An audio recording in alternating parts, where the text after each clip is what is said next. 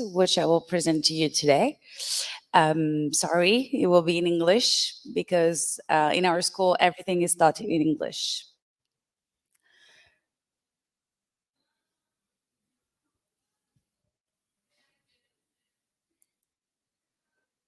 So first, I would like to present our dean of the school, Caroline Roussel. So our motto is actually prepare change makers through our innovation and humanism will develop social responsibility companies that redefine international context. So the international is really at the center of our vision, values, and mission. So our vision is really to create a unique international hub to empower change makers for a better society. Also, our different values are accomplishment, responsibility, integrity, solidarity, and engagement. So we, for example, in terms of solidarity, we offer scholarships for students with lower income levels. And obviously, we're trying to be responsible, especially with the sustainability challenges and climate change of today. Our mission is really to inspire in the intercultural level, educate better managers, to also promote creative solutions through entrepreneurship, but also different innovation programs. So some key figures. So we have actually a triple international accreditation, so ACSB, EQUIS, and EMBA. We have more than 8,000 students in our campuses. We have two campuses, one in Lille and one in Paris. I will present to you in a minute. And half of the student population is actually international. If we add to that the international faculty, which 100% of them hold a PhD, plus our international staff at the school, we have more than 130 different nationalities represented. We have also a lot of partner university across the globe, but also a lot of partner companies in France and abroad. So here you have, we're obviously also accredited by the Ministry of Higher Education in France. We have also the Bienvenue en France label, which is actually a label with 3 stars to implement the incoming students and actually helping them through the whole process of coming to France. So before, during their stay in France, and after they come back to the country. So we have several international rankings that you can see here on that slide. Obviously, all the information I'm giving to you right now is also available on our website. So as I said earlier, we have 2 campuses, one in Lille, one in Paris. The one in Lille is slightly bigger in terms of buildings, but you will find exactly the same thing in Paris and in Lille. In Lille actually is the second biggest city for student population, and Paris, where we're located in La Défense, is actually the biggest business center, business district in Europe. So the international dimension is really in our DNA. All our programs are fully taught in English. We actually also have training in terms of intercultural intelligence that we provide. And obviously, as I said earlier, we have a lot of different nationality represented. So you will definitely meet other people from other cultures in our school. We also have a big research hub where we have 4 different centers of excellence and 4 different centers of research. We also are one of the only 2 business schools in France affiliated with the CNRS, which is the National Center for Scientific Research, which is based in Paris. We have different programs, all taught in English again. So definitely, if you have questions, please feel free to ask them in the chat right after that presentation. So we have one 5-year long program, which is 3 years of bachelor and 2 years of master. We also have a bachelor in international business, which is in 3 years. And we have after 12 different specialized masters in different specialization. Our really strong majors in our school are finance, accounting, audit and control. So definitely have a good level of math if you want to come to IESEG. to be sure to be able to take any financial or math related courses. Also, we actually launched last year the first management for sustainability master program. And also we are actually opening a new master program in tech design starting in September. We also have an MBA with 3 different tracks, as you can see. Executive master that are actually taught only in French, that are for companies. And we also offer short-term programs at ESX. So the winter program, which is online in January, and different summer programs, 2 weeks long or one which is 4 weeks long during July. So definitely, if you want to get to know a little bit better the Paris area and also ESEG, that'd be a good opportunity. We also have a high school summer program for high school students that can explore actually what a business school can teach them. So I don't know if my video will work. No, it won't. So definitely check our website for more information, download our brochures. Also, we have a really active Facebook and Instagram. Here you have my email address. So if you need any additional information, please feel free to email us and contact us. Thank you very much. Any questions? No questions?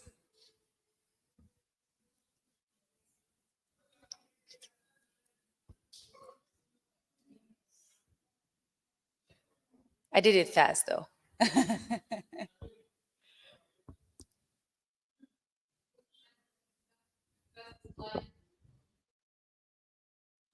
Sorry.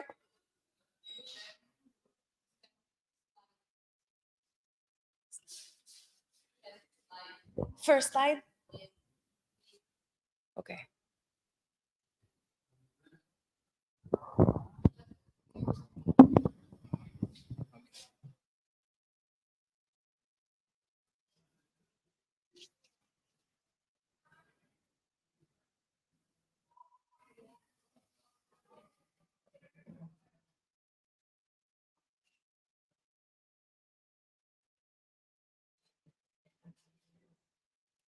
This one.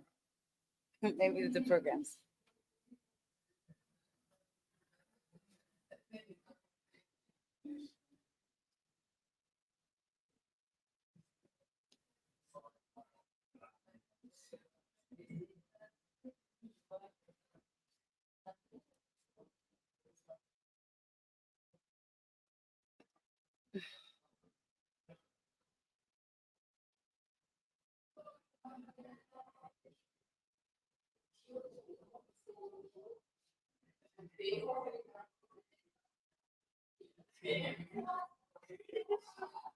C'est bon? C'est bon? Il y a des questions? Non? Ok, c'est bon. Ok, super.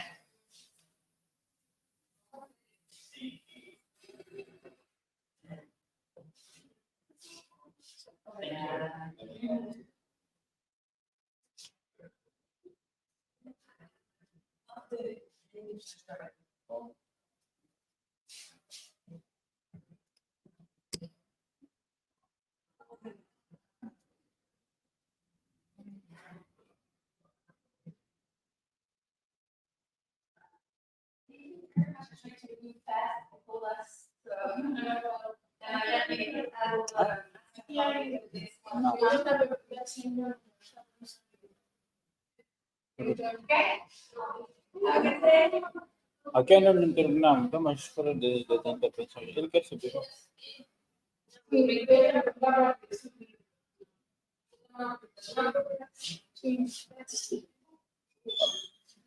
Vou lhe chamar.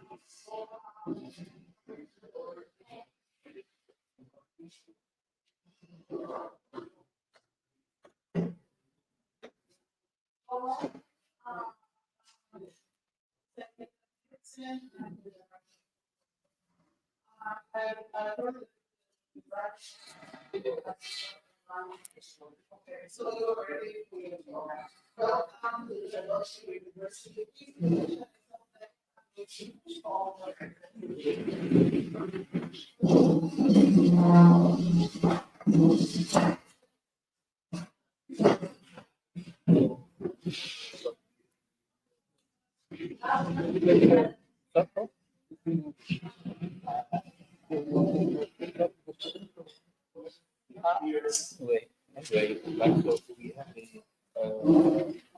people talk to you.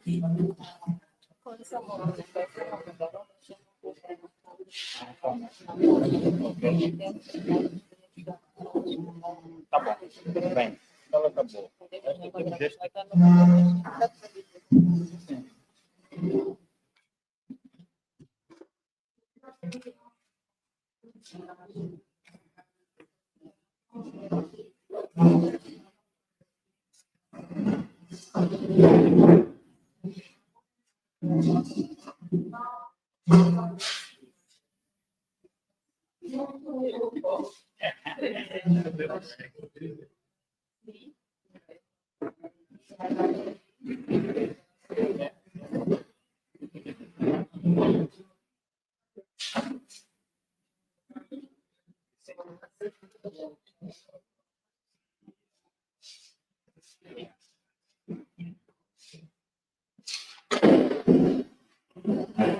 Oui,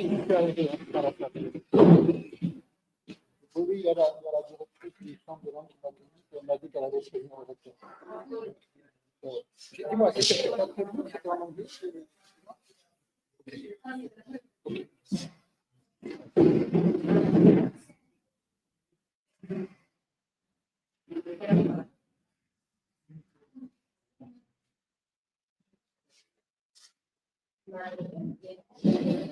Okay, can I have any slide? No. No.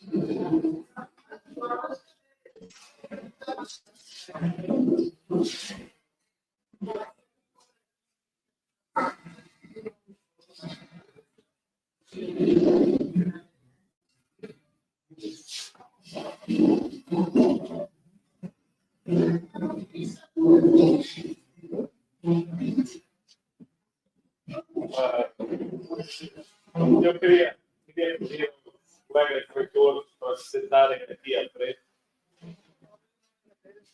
Reitores, vice-reitores, diretores gerais.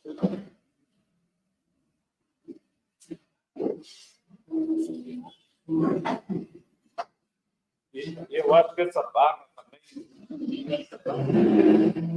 Eu acho que vamos ter que puxar a cadeira um pouco para frente. Não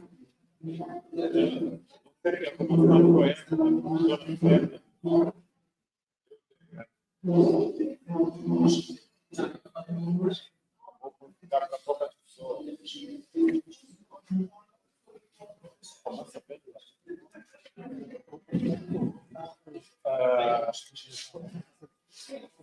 Estava bem?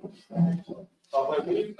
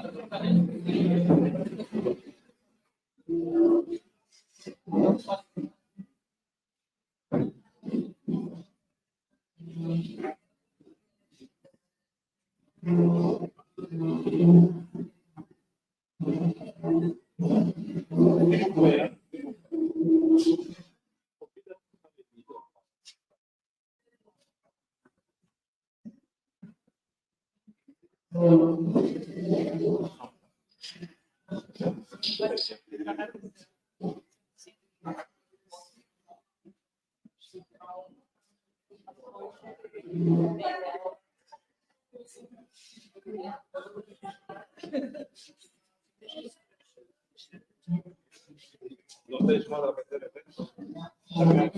Já nada para falar. História minha.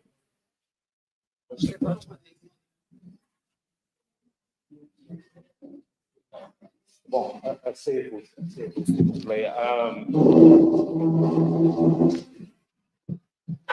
Corta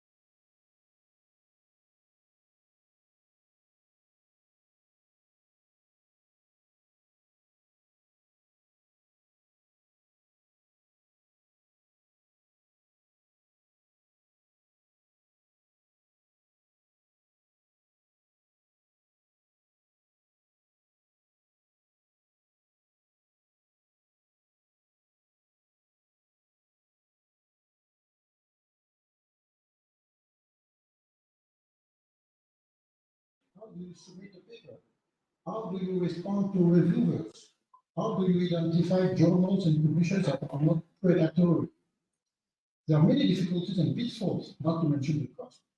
Nowadays, many young PhDs are contacted, we could say fished, by publishers who offer to publish a thesis free of charge.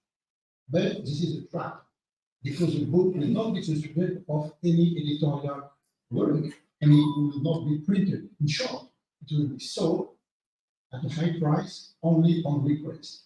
So finally, the thesis with the students, new students, dream of turning into a book will remain invisible. The same applies to journals.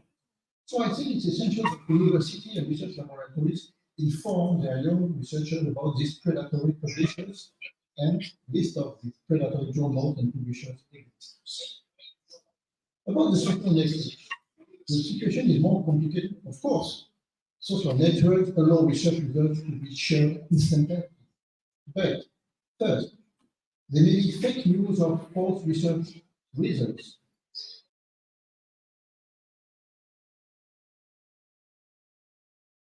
Best hasty commentary and more rarely reasoned reflection or critical reflection. The question is this: can we share complex ideas because the world is complex in a small space, the space of a tweet? I think it's possible to get messages across in a tweet and refer to the text of the publication. On the other hand, it's debatable whether researchers should take advantage of his or her aura as a scientist to make general or emotional comments. And this is, in fact, maybe a philosophical question. By entering the media arena on social networks, for example, all researchers only show that they are committed citizens who want to share the results of their research with as many people as possible, or are they taking liberties with the rigor of their reasoning by letting their emotions speak for themselves? The question remains open, and I invite you to think about it. Another case, another problem, is that of the scientists who put their status, their name, at the service of questionable or dangerous causes. These are researchers who become the sous-referers of authoritarian political regimes. Then they abandon their critical thinking, which is the essence of being a scientist. I experienced this the last years in Mali, in West Africa. There are also researchers who take liberties with scientific rigors. In doing so, they betray not only science, but also those they have trained in the rigorous practices of science. In fact, they're students. We have an example of this in France at COVID with Didier Raoult. He defended and promoted a treatment that had not been scientifically validated. In other words, a randomized controlled trial, which is a gold standard in medical research. And it's the very thing it taught for years. That's quite paradoxally.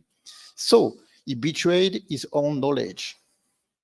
Despite the pitfall inherent in the secularization idea, it's obviously necessary and a source of innovation, both intellectual and practical. My intention, of course, is not to call it into question. But as I wish it today, I want to invite everyone to exercise a critical thinking in all its dimensions. We take a frank look at the missed opportunities in a world where everything allows the circulation of ideas.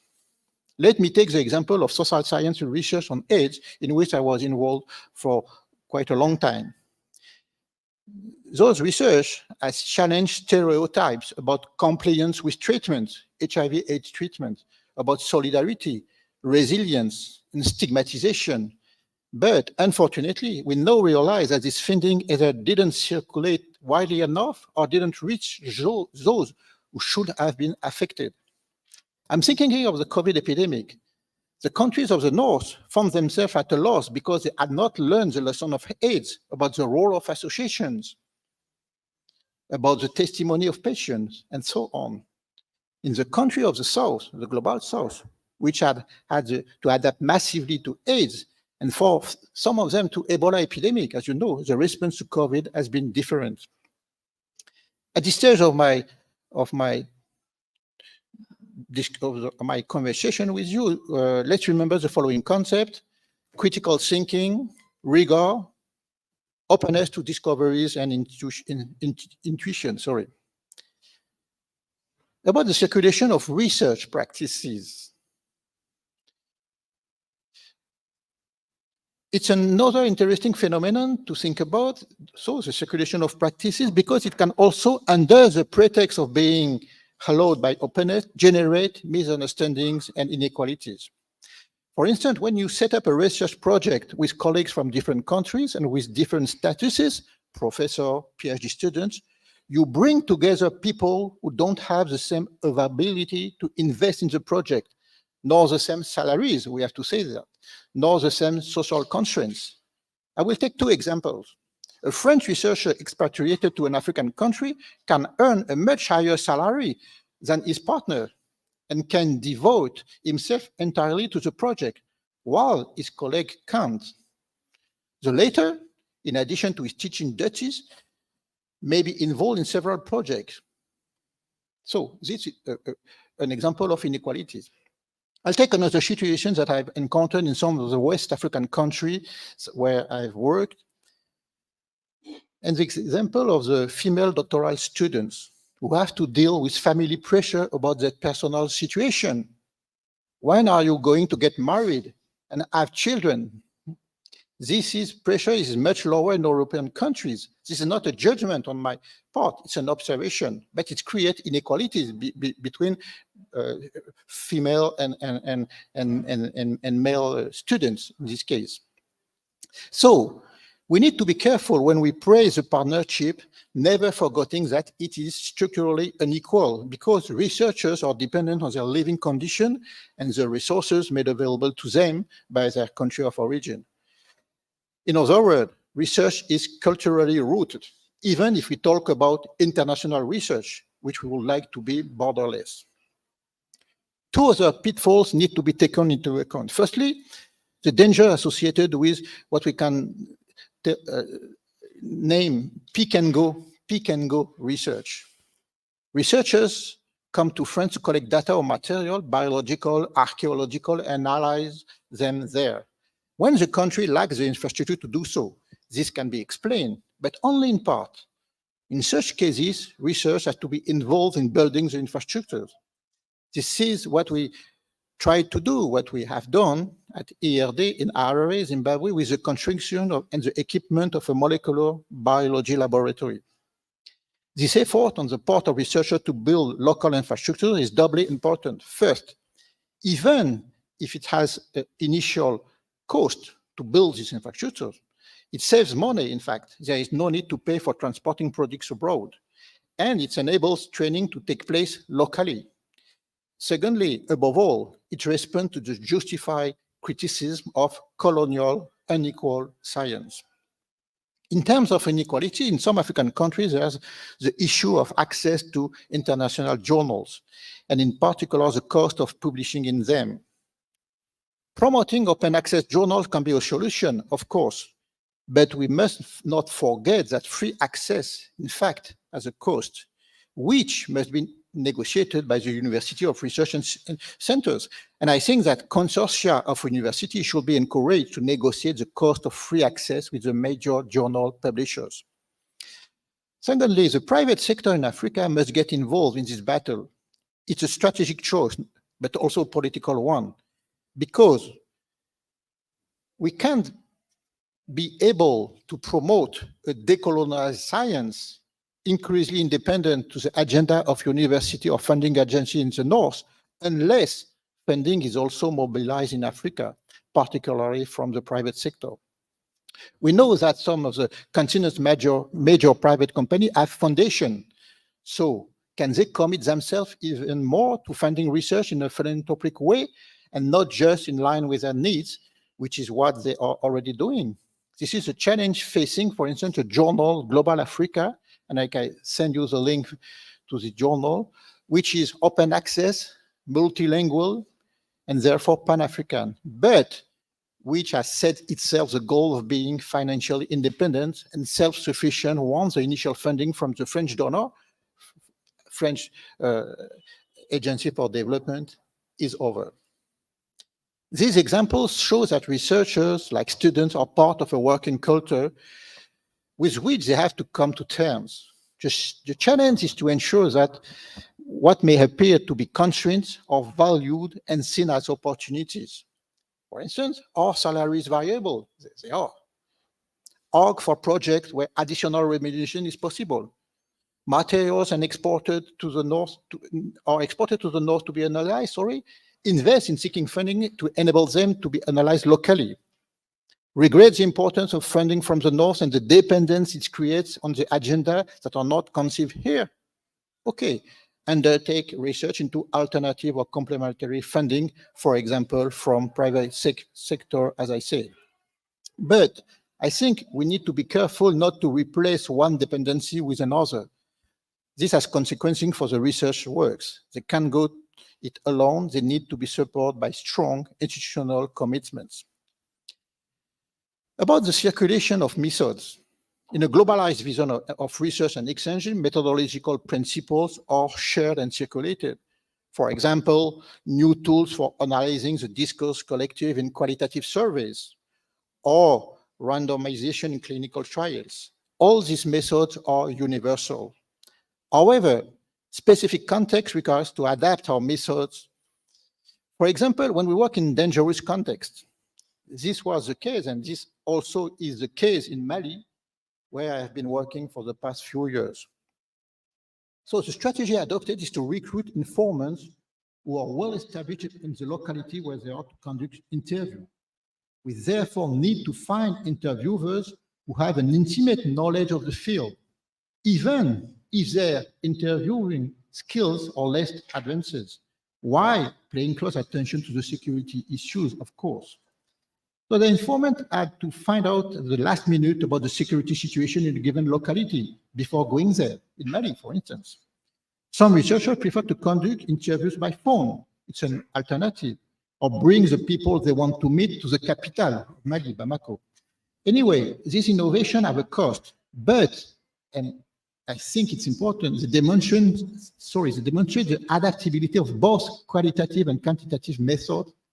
It also shows how research carried out in southern countries can inspire research in the north. Among the methodological principles that are increasingly being promoted and circulated, we have interdisciplinarity, or maybe pluridisciplinarity. And I think it's easier to declare than to put in place. It's essential that researchers from different disciplines involved in the same research agree on the concept they use. I took part in projects into the impact of the arrival of antiretroviral treatments to HIV/AIDS on access to screening for HIV/AIDS. The question was, if the treatments are available, it was in Ivory Coast, will people be more inclined to go for screening because the treatments are available? We were social science researchers on one part and doctors on the other part. The important thing from the outset was to agree on the meaning of the concept. For example, the notion of cost. The cost. In this project, the economists were talking about direct cost, hospitalization cost, medical examination, or indirect cost, time of work due to illness.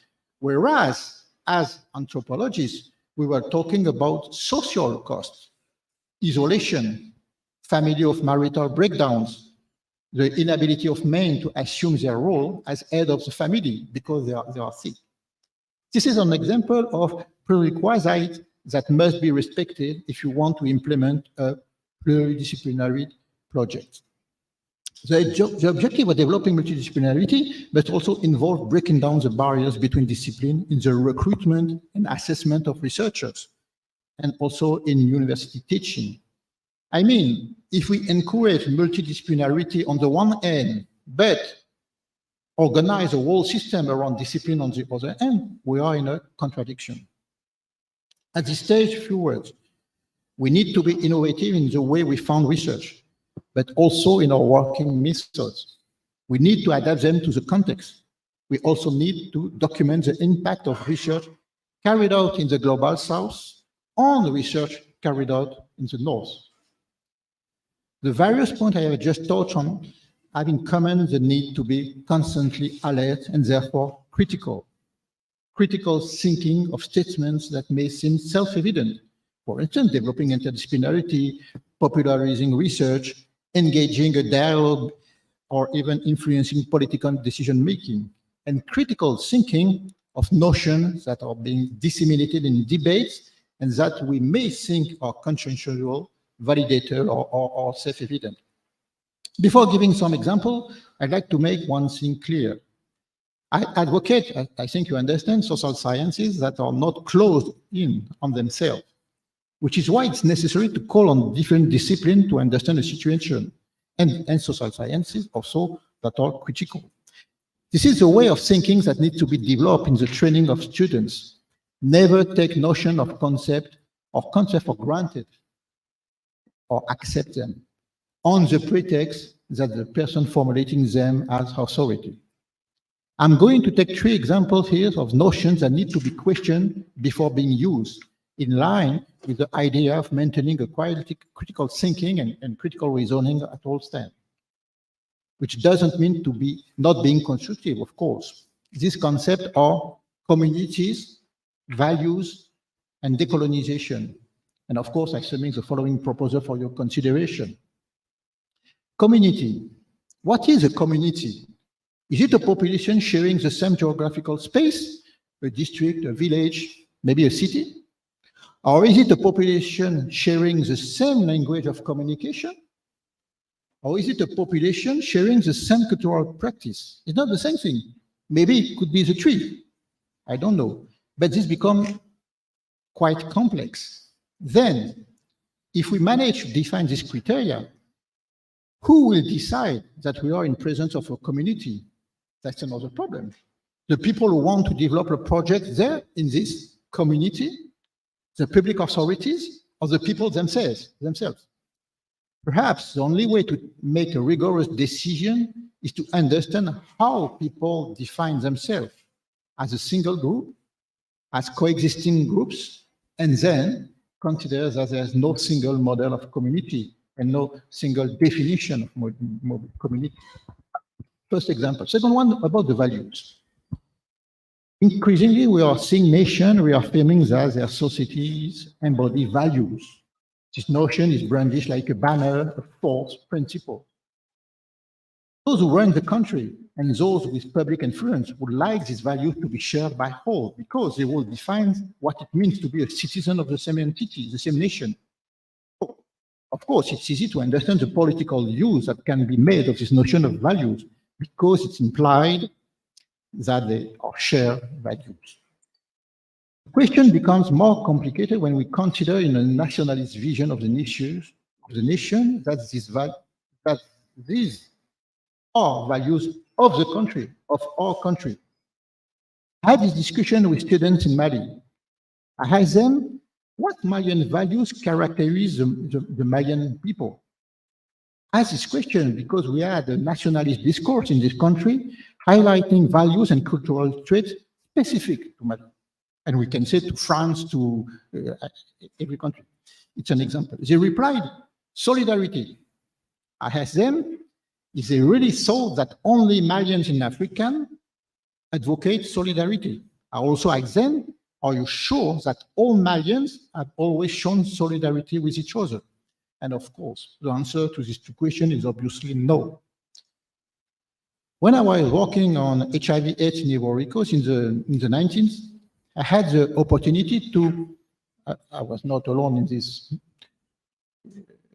way of thinking, but to deconstruct the notion of solidarity.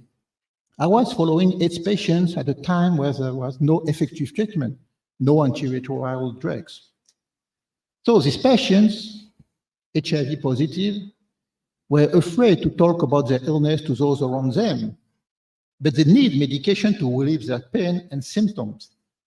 So their families gave them money and also asked them to buy food, for instance, until one day, those close to them said to me, I'm tired of giving him money and buying his medicine because he's not getting better and his condition is deteriorating. I'd rather keep my money to make a financial contribution to his funeral. This may sound brutal, but it expresses a fundamental reality. Solidarity is always circumstantial and is never taken for granted. And it can shift from one event to another. For instance, from caring for the sick people, then to organize the funeral of the same. This doesn't mean that there isn't societies more supportive than others, but no society is supportive at all times for all purposes. And so this puts into perspective the fact that solidarity is a value in the sense of an intangible principle, because it's not intangible. About the third notion, decolonization of knowledge, I think that, first of all, the cause defended by this notion, decolonization of knowledge, is just an imperative. But I think that the concept maybe doesn't do the cause any favor because it restricts the way in which it can be perceived. What is at stake are the relationship of domination, which is referred to colonization by Western countries, for example, or made more complex and augmented by domination, whether pre-colonial or post-colonial domination. We are therefore dealing with domination from which we need to free ourselves to become autonomous. So I think that if we consider the term of decolonization to be more meaningful and accurate than those of autonomization, independence, liberation, and disempowerment, we need to incorporate the idea of multiple ways of colonization, overlapping and intermingling, which are just as much domination and confinement. Ultimately, beyond this semantic discussion, the question is to know whether we want to tilt the culture toward historically determined moments. So we will then speak of decolonization, or whether we want to highlight processes. It's quite different. And so maybe we need to talk about domination, dependence, and why not imperialism. I'd like to stress 2 points here. Firstly, it's not a question of minimizing the importance of, for instance, the powerful traces of French colonization. I'm French, for instance, on the university in Francophone West Africa, and or also on the definition of research priorities. It's more precisely the question of showing that these survivals combine with other strategies of domination. And secondly, by showing the overlapping of domination, we reinforce the idea preceding about the undertaking decolonization, for example, of knowledge. And I think we make it more ambitious. Few words of conclusion. In considering the challenges facing scientific research today, the social sciences, I think, occupy a unique position. They demand critical analysis and reflexivity. I'm not saying that the other major disciplinary fields don't have this approach. They are, however, inherent to the social sciences. So first and foremost, the social sciences have this advantage when it comes to understanding how the practice of research evolves. For instance, the relationship between communities of researchers and the evolution of ideas. So the question is, if everyone agrees that the subject dealt by the social sciences are of the utmost importance, and I think so, to what extent are development players, political decision makers, and even other scientists prepared to listen to this analysis, to the social sciences analysis? Social science analysis, as I said, should not be a matter of simple comment or immediate reaction on social networks, nor should they allow emotion to take precedence over reflection. Social sciences analyses are not intended to defend personal position, but to explain what is happening in our world on a wide range of issues. For instance, the rise of nationalist feelings. We have things to say about that. The emergence of a Pan-African vision of the world. Very interesting.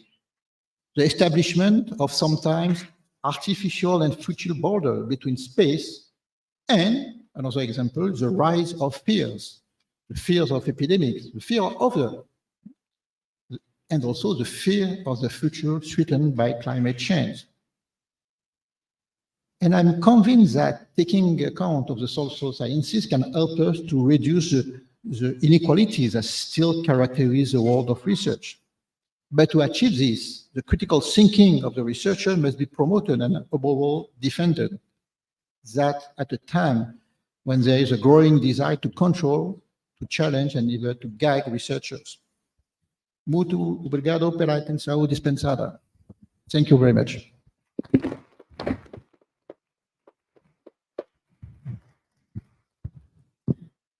Muito obrigada por esta apresentação, onde o tema foi mobilidade e pensamento crítico, os desafios da pesquisa científica nos dias de hoje. Este é o momento para uma breve interação com os presentes. Por favor, tenha a palavra.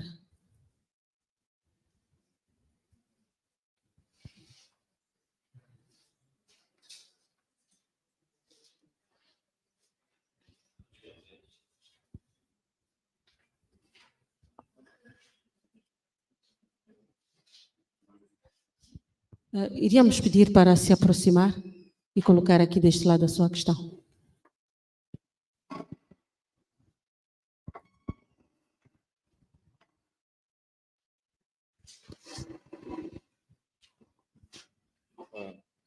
Português, good? Yes, it is actually. So, good morning. My name is Celso Cosa. I'm a medical researcher and director of one of the research centers from National Institute of Health. Professor Vidal, thank you for the talk.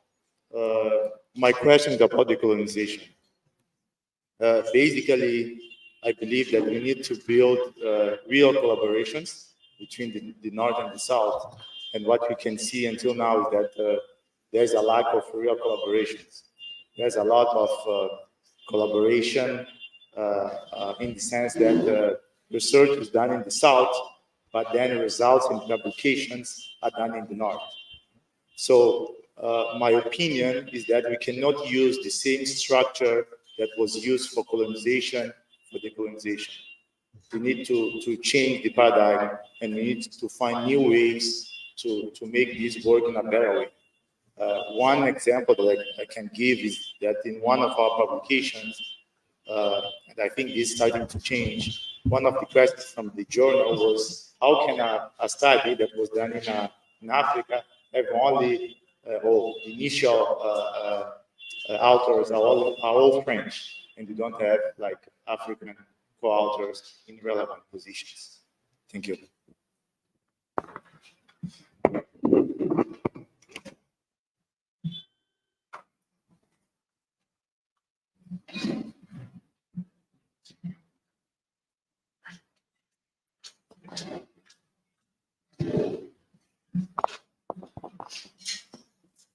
Thank you, Professor Vidal, for this very interesting talk.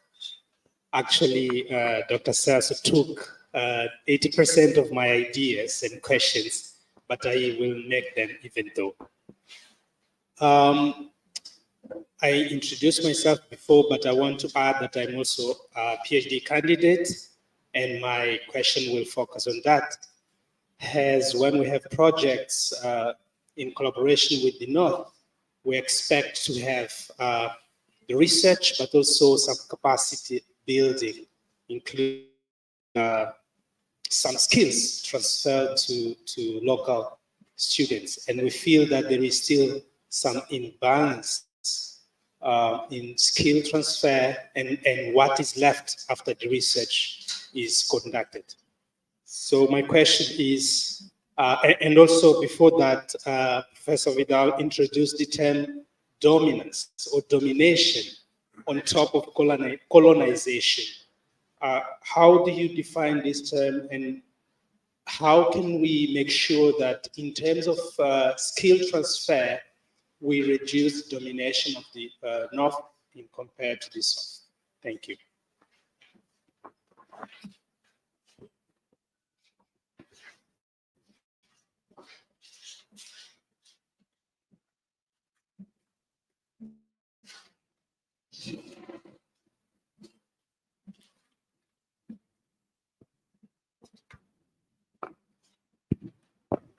Good morning again. My name is David. Thank you for the lecture, Professor. I stay with a few questions, actually. So the first question is, we know actually in Mozambique or in our universities and institutions, the number of scientific articles and research that is being produced is not that, it's very low. And what I wanted to know is how can we, because we talk about NCRS and other IRD, that are very renowned institutions that produce a large number of scientific research around the world. So what I want to know is what exactly do we need to do to cultivate more the critical thinking in our institutions? So thank you.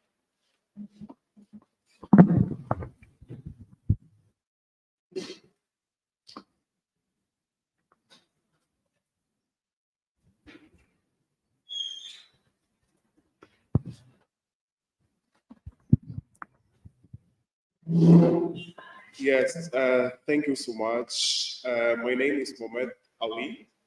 As I said, I recently graduated from Eduardo Mondlane University with political science. I have a degree on political science, and when I still was a student, I had a lot of subjects about social studies, and one of the biggest studies about political science is social studies research. And since you are based in South Africa, I guess you have traveled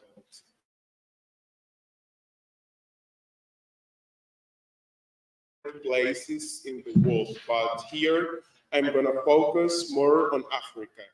And since we are talking about research and we are in Mozambique, we are in Africa, I'd like to know what you think about the stage of social studies here in Mozambique. Do you think here in Mozambique and Africa, and do you think we are in good stage? And I would like to know from you. Don't you think we have to invest more money on our own university instead of, I would say, of take our students or the students to Europe or to other places in the world? Yes, thank you so much. Please. Avant de répondre à ces questions, il y a une question qui a été posée par Hussein Junior qui nous accompagne à partir des plateformes. Et la question qu'il pose, c'est quelles sont les stratégies qui permettent aux étudiants d'analyser, d'évaluer les informations de façon critique.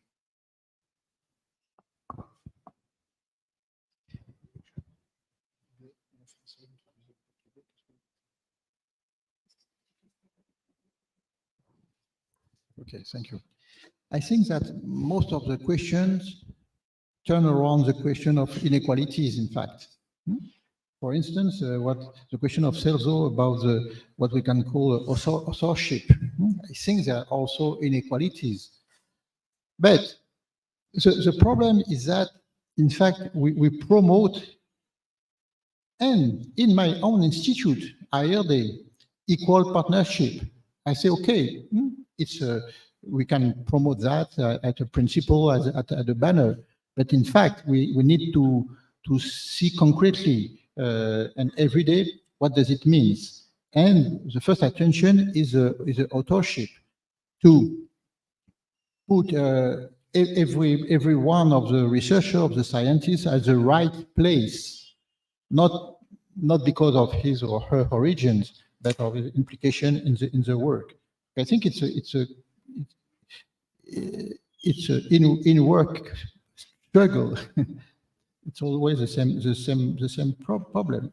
And about how to reduce domination, and maybe as you said, there's a question of the skills transfer may be very, very important.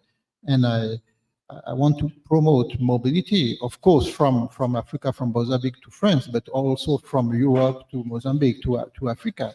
We have this kind of mobility in South Africa, but it's quite particular. And Another question about the critical thinking. That's what I try to do in this talk. That I think it's not only the job of universities. I think the critical thinking it's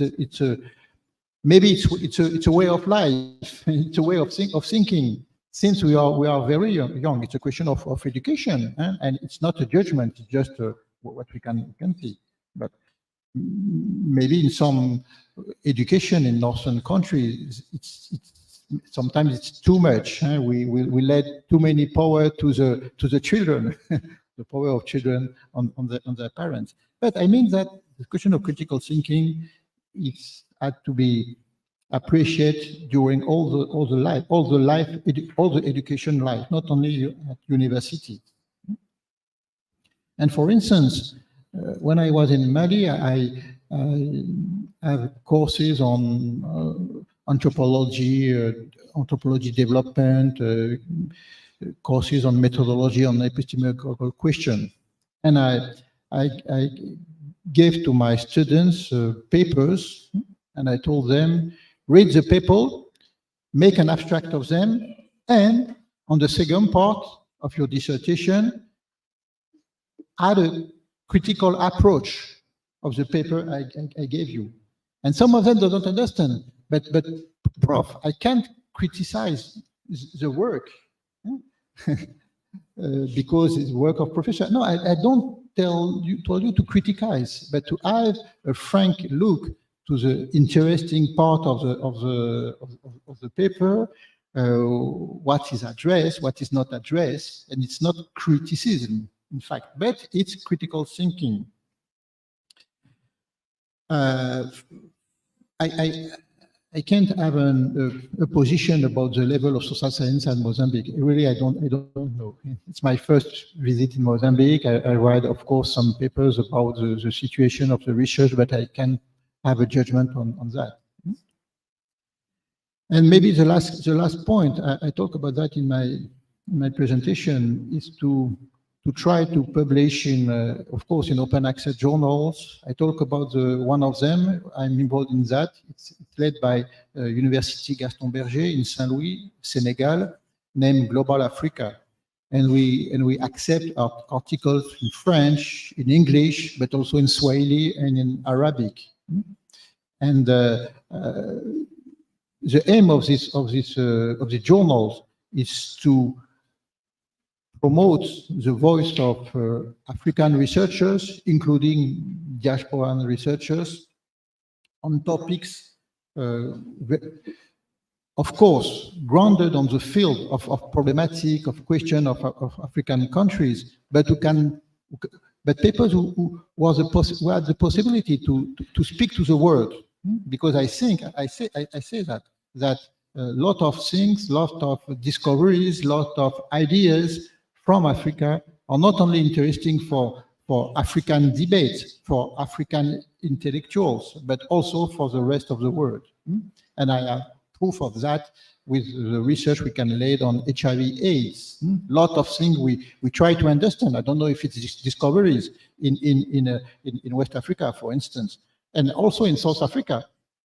Don't remember? Maybe you remember the struggle of South African activists for the access of treatment, maybe 20 or 25 years ago.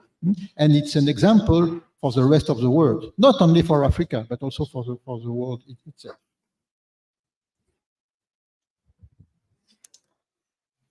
Muito obrigada. Chegamos então ao fim desta apresentação e desta sessão de perguntas e respostas ao nosso convidado Laurent Vidal. Damos então por encerrado. A feira continua. Vamos novamente ao pavilhão, vamos olhar os estandes, vamos interagir com as universidades e uma boa tarde a todos.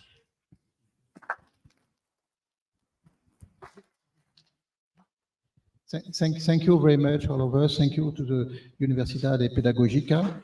And you have here some documents about the joint office I laid in Pretoria, about our activities, if you want to know more. Antes de irmos à tenda, somos todos convidados Há um pequeno lanche aqui a decorrer aqui embaixo, no corredor. Somos todos bem-vindos.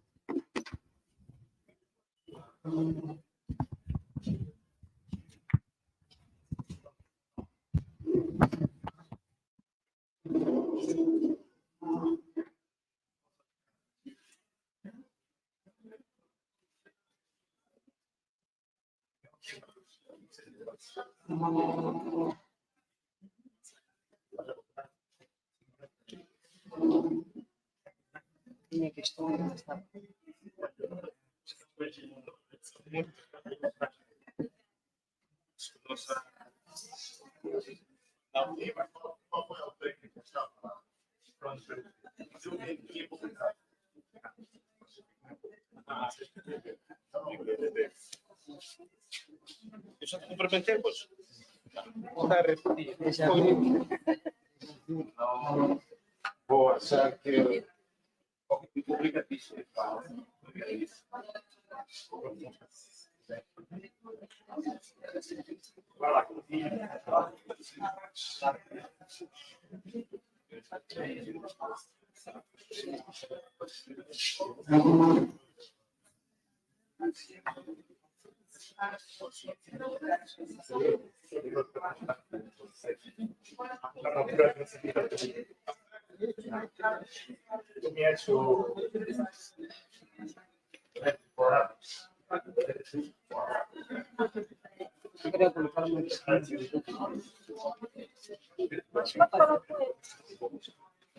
É impossível interagir com ele diretamente.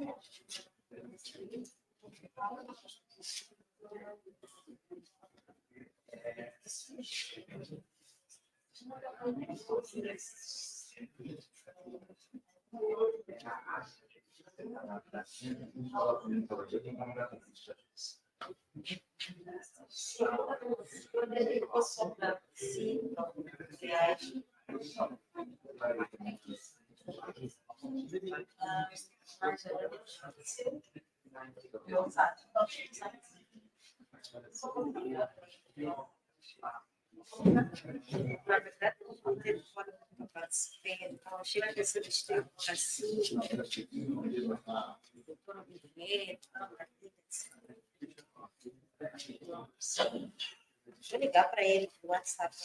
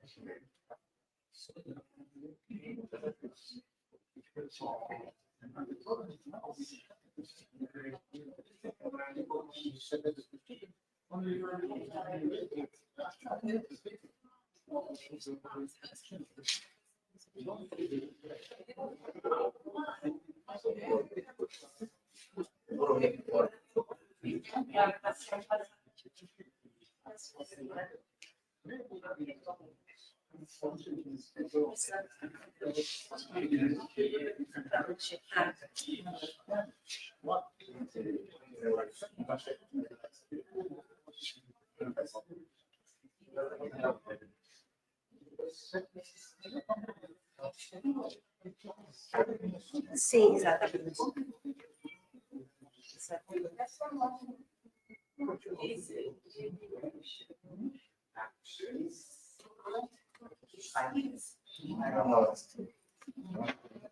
Sim.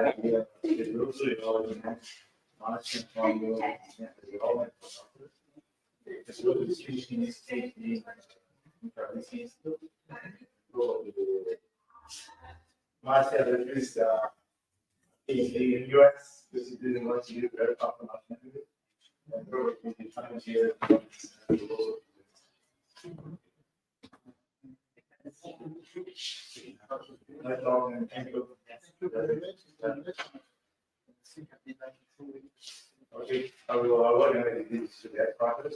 And also I think we will send to you to that. Okay. Okay, thank you so much.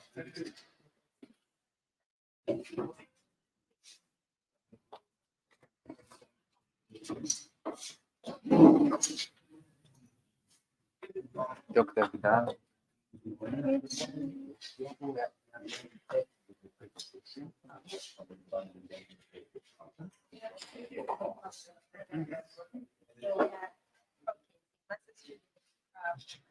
Social university, but I also work with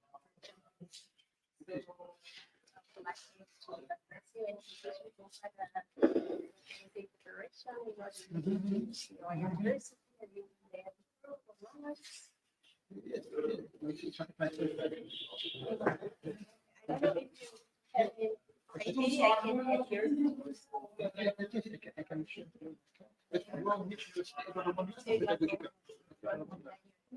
So if you don't mind.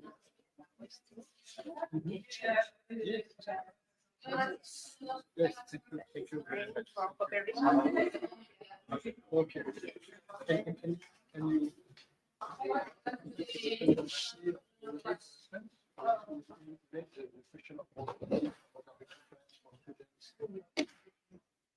Maybe I can. Yellow. Yeah. Okay. Very good. But right away, I will put you in touch with. If you have the invitation, it would be great for us. Yes, no problem. Thank you. You'll be waiting for. Okay.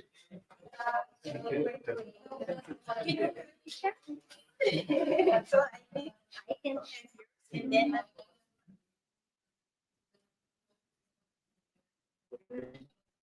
Now it's my turn.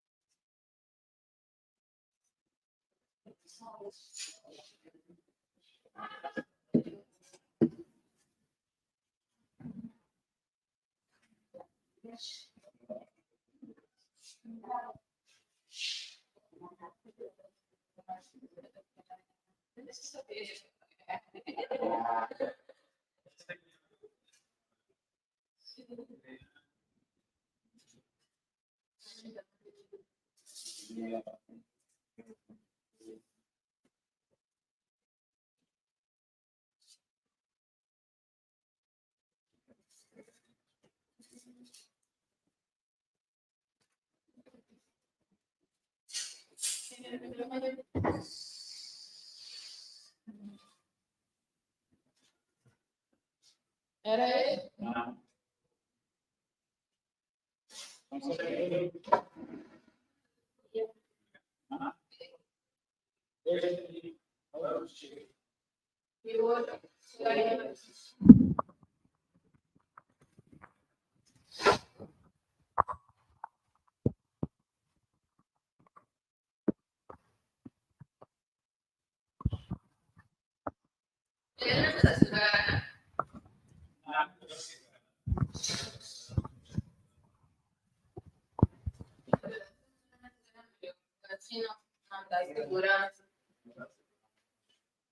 Vamos deixar assim, quando deixou. Meninas, é possível descartar, não podemos deixar aqui nessa exposição, pode? Vou deixar aqui nessa.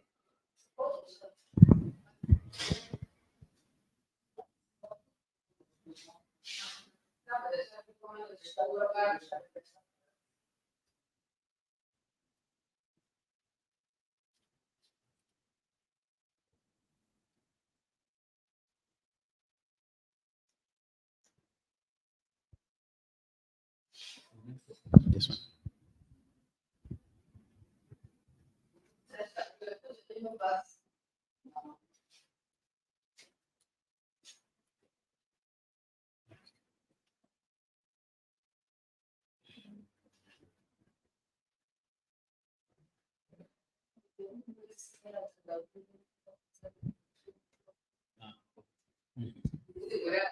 Okay.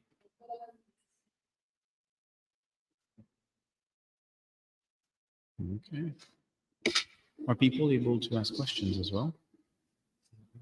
Are people able to ask questions as well? Okay. Then, okay.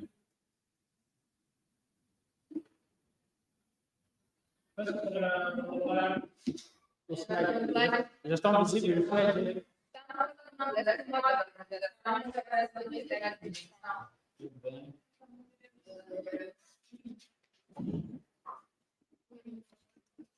Agora.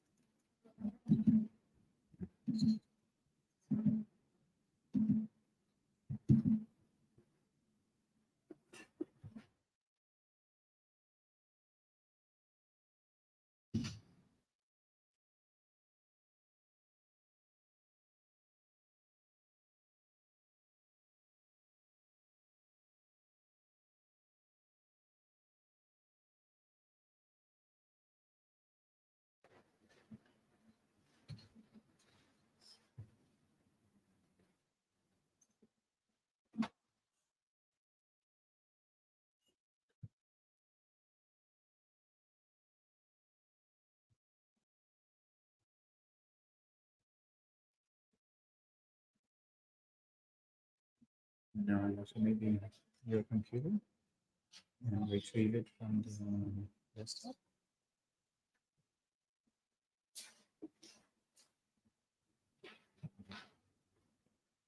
Yeah.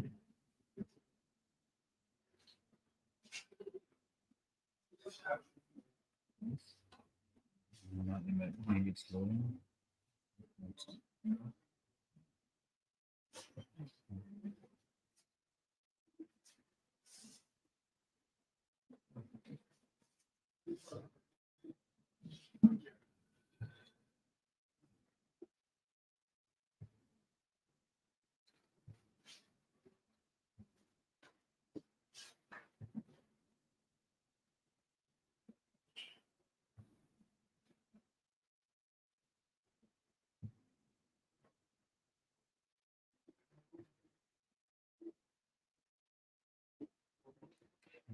this is different one. Mine is called Mozambique. Hmm.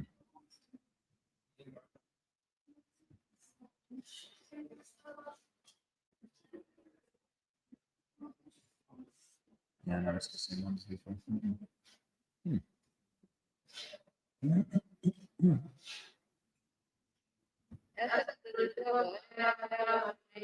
Happy minute.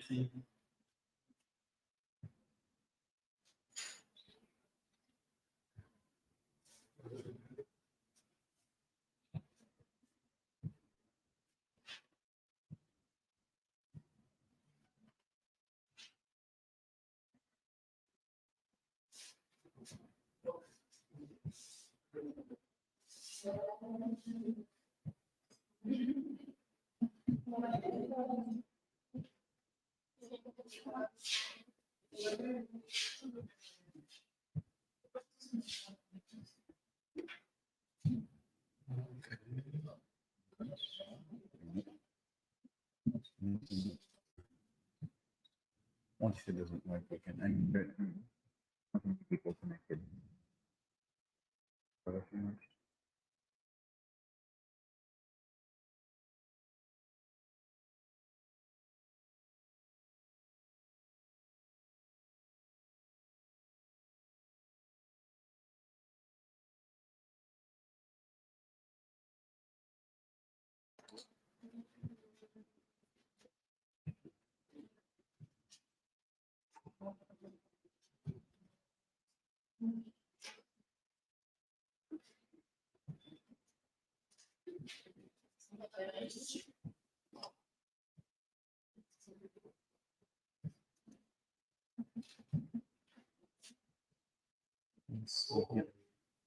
This one, yeah.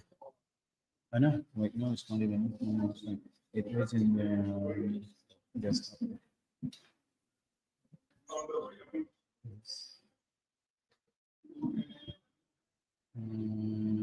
This one, yeah.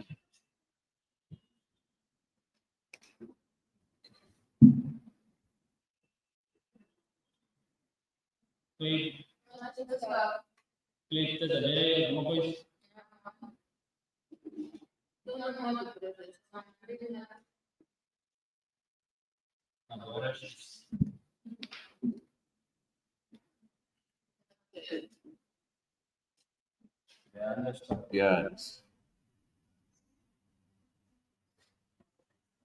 Agora?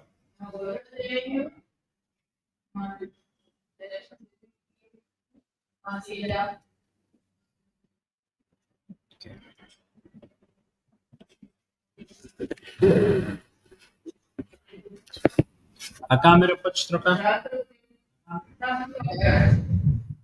Okay. Okay, well, good afternoon, everyone. Thank you for those of you who are joining today's presentation about Le Cordon Bleu Paris. Le Cordon Bleu is the leading global network of culinary arts and hospitality management institutes. We were founded in Paris back in 1895. So next year, we're going to celebrate the 130th anniversary. We have been training and teaching people in the culinary industry for nearly 130 years. We were founded in Paris back in 1895. However, we have expanded to a global network of more than 35 institutes that are spread across more than 20 countries. Le Cordon Bleu in the world now every year encompasses about 30 different nationalities, 130 different nationalities. Specifically at the Paris campus, you're looking at about 100 different nationalities every year as well. And our programs are taught both in French and in English. So for those of you based here in Mozambique who are thinking of starting their career and their studies in the culinary field, you would not have to worry about the French speaking part in the sense that we do always teach both in French and in English. So our classes are always translated into both of the languages. So now the global network that spread across the entire world is going to be an opportunity for the students to either study in Paris or at any other Le Cordon Bleu campuses across the world. And every year they represent about 20,000 students who graduate globally. In Paris, that's about 1,000 students. Le Cordon Bleu is headed by a very famous head chef in France, whose name is Chef Eric Briffard. He used to work in some of the most famous hotels in Paris and also around the world. He's got extensive experience throughout the world and joined Le Cordon Bleu as the executive chef and the director of the culinary arts department at the Institute. So he's leading a team of about 25 chefs at Le Cordon Bleu that all teach cuisine, pastry, as well as bread baking programs. Overall, in the world, the chefs represent a cohort of about 130 different chefs that are teaching throughout the Cordon Bleu's network. There are dedicated, passionate professionals who are here to pass on their skills and their knowledge to our students. They are obviously experts in their respective fields and have a wealth of experience throughout the world, be it in restaurants, be it in their own restaurants, and different kinds of ventures. But now all of our chefs are fully dedicated to teaching our students at the Cordon Bleu. Our students now in Paris represent a bit more than 1,000 students every year across the different programs that we offer. And they all come from different various backgrounds. You would find people who are fresh out of high school and want to become chefs, but you would also find people who are reorganizing their trainings in different fields. So we have had people who came from the finance industry, from the management industry, and so on and so forth, who now decided that they wanted to become chefs. So we have also an extensive group of students that are redirecting, reorganizing their professional lives and decide to take direction into the culinary world. So that means that is open to all different kinds of ages, all different kinds of cultures, and all different kinds of backgrounds. One question that we're often asked is whether there is a need for experience prior to attending the Cordon Bleu.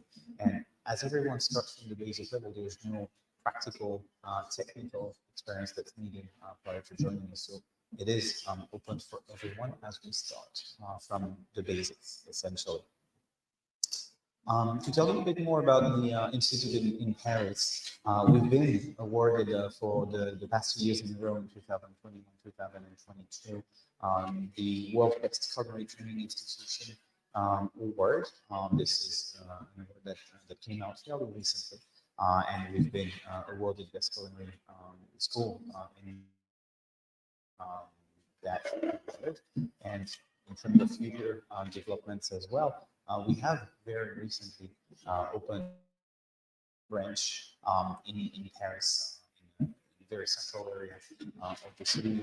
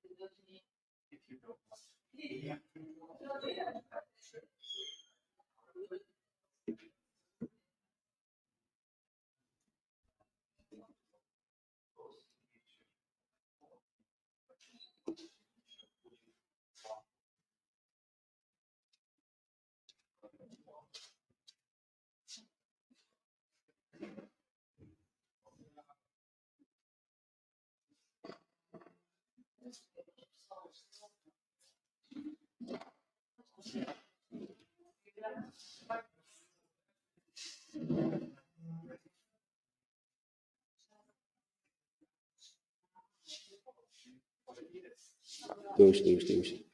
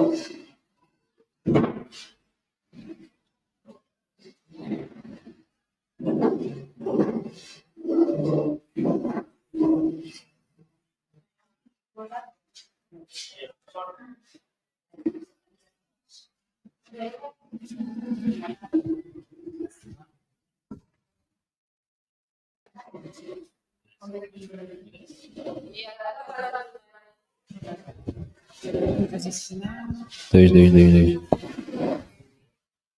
Tem que estar mais para aqui, então? Ah, ok. Eu tenho que falar com o microfone. Posso começar, então? Posso?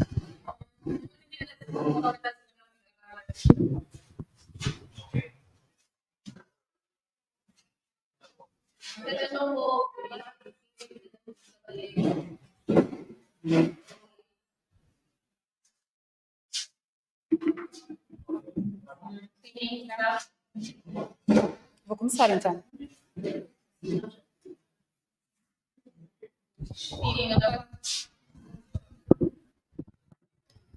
Então, muito boa tarde a todos e a todas. É um prazer estar aqui convosco hoje para vos apresentar a EM Strasbourg Business School.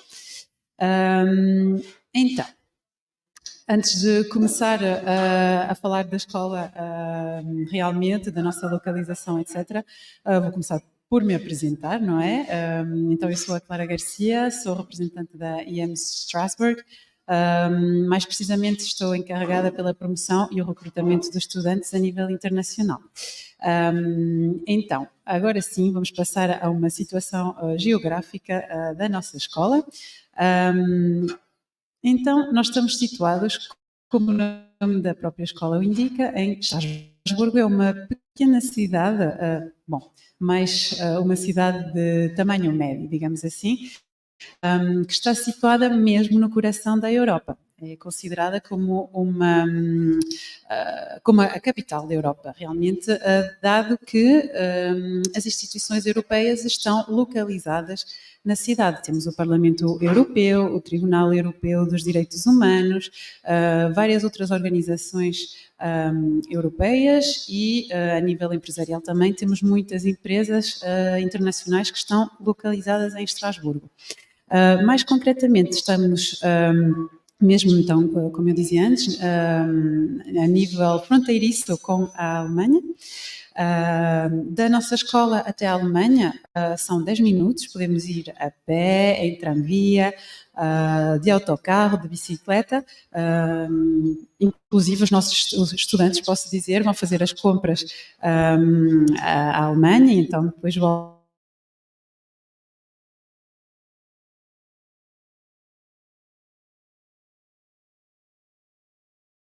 Temos a Suíça, que está a 1h15 mais ou menos, e ao norte temos o Luxemburgo e a Bélgica também.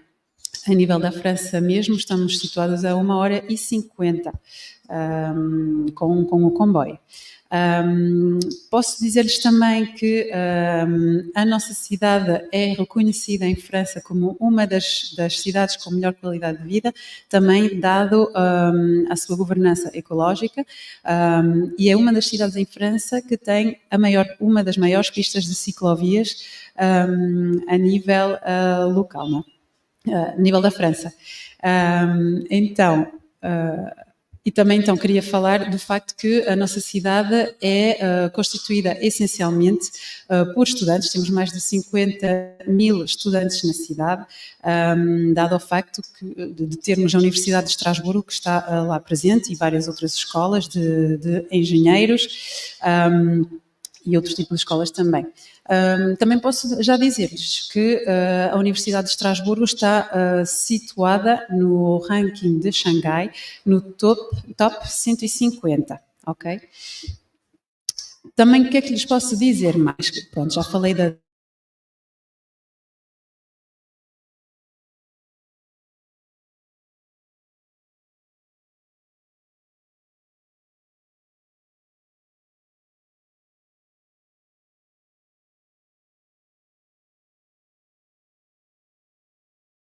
e as suas aldeias pitorescas, que são cada ano nomeadas como as mais bonitas da França.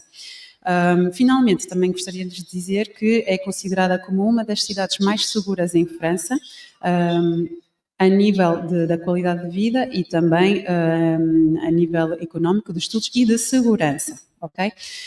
É uma cidade muito internacional, realmente, dado a presença das instituições internacionais, como já mencionei.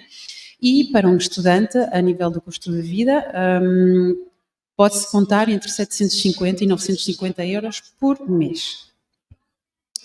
Algumas fotos, só para vos dar uma ideia. Então, a nível superior direito temos o Parlamento Europeu, por exemplo, e em baixo à direita temos o Museu de Arte Moderna e depois o centro da cidade.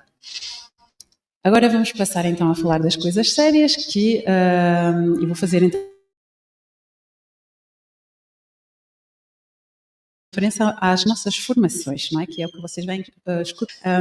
Antes de começar a falar dos programas de licenciatura e mestrado, vou falar do estatuto particular da nossa escola. Nós somos considerados como uma grande école, ok? O que é uma grande école? Uma grande école é uma instituição de ensino superior que recruta os estudantes através de provas muito competitivas. Geralmente há um procedimento de concursos para assegurar uma qualidade do seu ensino e a admissão de estudantes de nível elevado. Todas estas escolas são acreditadas, reconhecidas pela Conferência das Grandes Écoles, que é realmente o grupo de escolas de alto nível que treina os líderes do futuro e que se assegura que o corpo professoral de cada escola é de renome, reconhecido a nível internacional, bem como a rede de profissionais com que estas mesmas escolas trabalham. Quais são as vantagens de estudar numa escola de gestão, de negócios? Podem-me dizer realmente porque estudar na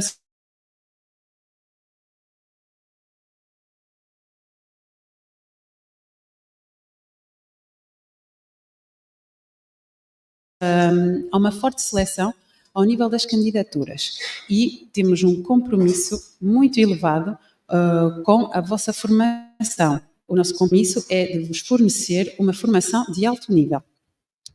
Depois, também tem a ver com a abertura para o mundo profissional. Porquê? Porque todas as escolas de negócios, as grandes écoles, têm um número de parcerias com empresas muito elevado, ok?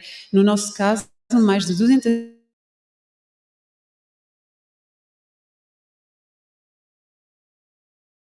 servir é uma grande vantagem para a vossa inserção no mercado de trabalho. Quando vocês integram este tipo de escolas, vocês têm a segurança de poder integrar o mercado de trabalho rapidamente, porque o vosso diploma não só tem essa componente internacional, profissional, peço desculpa, mas também tem uma componente de internacionalização que é muito importante, quer seja pelas parcerias que temos com outras instituições a nível internacional, onde vocês poderão fazer intercâmbios, por exemplo, quer seja pelo número de estudantes internacionais que nós acolhemos na nossa escola cada ano. Tenho a certeza de ter uma formação internacional, com professores também internacionais, vindos de todo o mundo, que estão lá para vos dar uma educação de qualidade. E, por último, penso que um dos pontos mais importantes também é o apoio personalizado que vocês têm. As escolas de comércio têm, de gestão, têm meios para vos acompanhar de maneira mais individualizada, quer seja ao nível da preparação para as entrevistas, quer ao nível do vosso projeto académico profissional, ou até mesmo ao nível da preparação, não é, para as aulas. Pronto, já há vários pontos que já evoquei aqui. Estas são as razões ou os pontos que vocês têm que verificar antes de escolher uma escola de negócios. Primeiro ponto, as acreditações a nível internacional. Depois, as parcerias com instituições de ensino a nível internacional e as empresas também de renome. Se a vida estudante é académica, se há associações, programas em alternância, estudo-trabalho, já falei disso um pouco mais tarde, e os estágios integrados nos programas. Qual é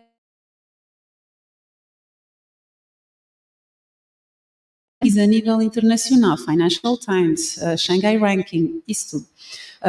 Qual é, a que nível é reconhecido o diploma? A nível nacional, mas também internacional.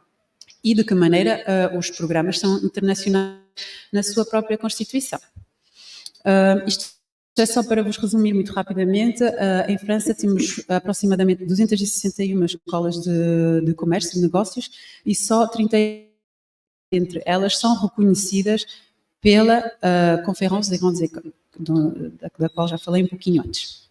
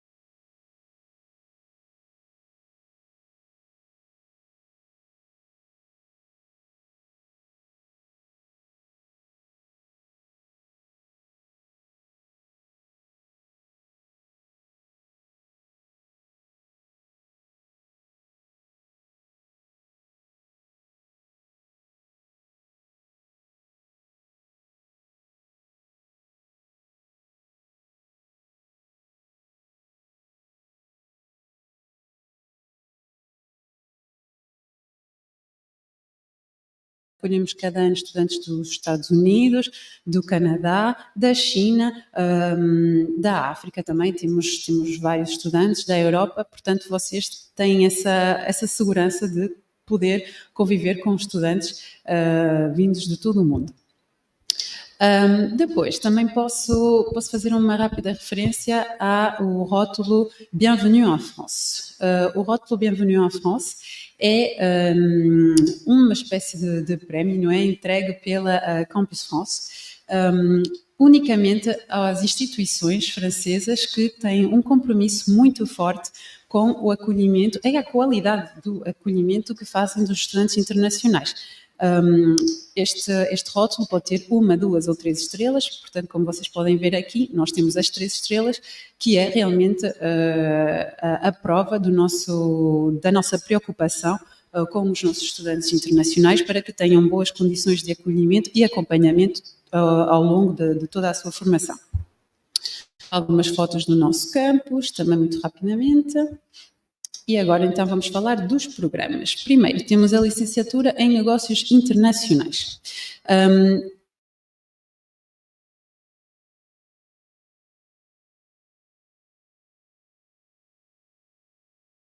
É, como o próprio nome diz, a internacionalização de 3 anos, nível licenciatura, na qual se pode aceder logo após o ensino secundário e na qual nos vamos basear em alguns pontos específicos, nomeadamente os projetos práticos, a profissionalização da formação, peço desculpa, e a internacionalização da mesma também, porque este programa então vai ser lecionado em francês e depois, gradualmente, introduzindo o inglês.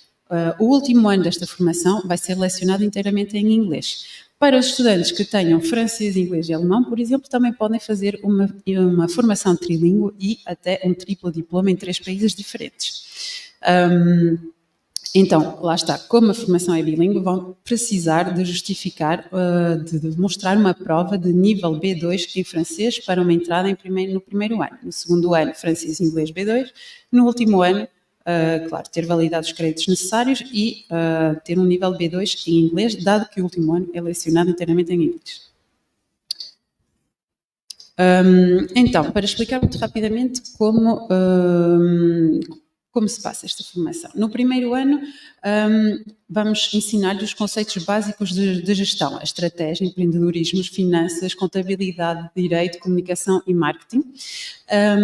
E vamos também começar a trabalhar o vosso nível de inglês, se ele ainda não for muito elevado. Então, vocês vão poder passar 3 meses numa imersão linguística no estrangeiro, num país anglófono, que pode ser o Canadá, os Estados Unidos, o Reino Unido, Irlanda, Malta ou até a Alemanha.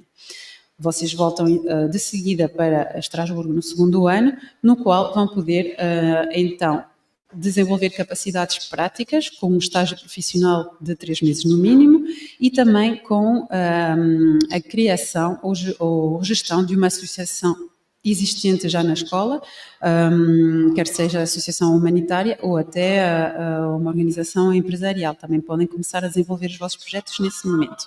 O terceiro ano, então, vai ser focalizado numa área um pouco mais específica, pode ser estratégia, inovação e empreendedorismo, vendas e marketing nacional ou negócios internacionais e responsabilidade social. Como tinha mencionado, neste último ano, todas as aulas vão ser em inglês. Neste último ano também vão poder fazer, se assim o desejarem, todo um ano de intercâmbio numa universidade parceira no estrangeiro. Ou então, apenas o primeiro semestre, e o segundo semestre vai ser dedicado a um período de estágio, que podem fazer também onde desejarem, em França, na Europa, onde quiserem, ou então também podem fazer o último ano em regime de alternância, que é um regime em que vocês vão poder trabalhar e estudar ao mesmo tempo. Geralmente são 2 semanas na escola, 2 semanas numa empresa, e a empresa que vos contrata vai pagar o custo da vossa formação nesse último ano, para além dos cada mês. Portanto, pode ser bastante interessante.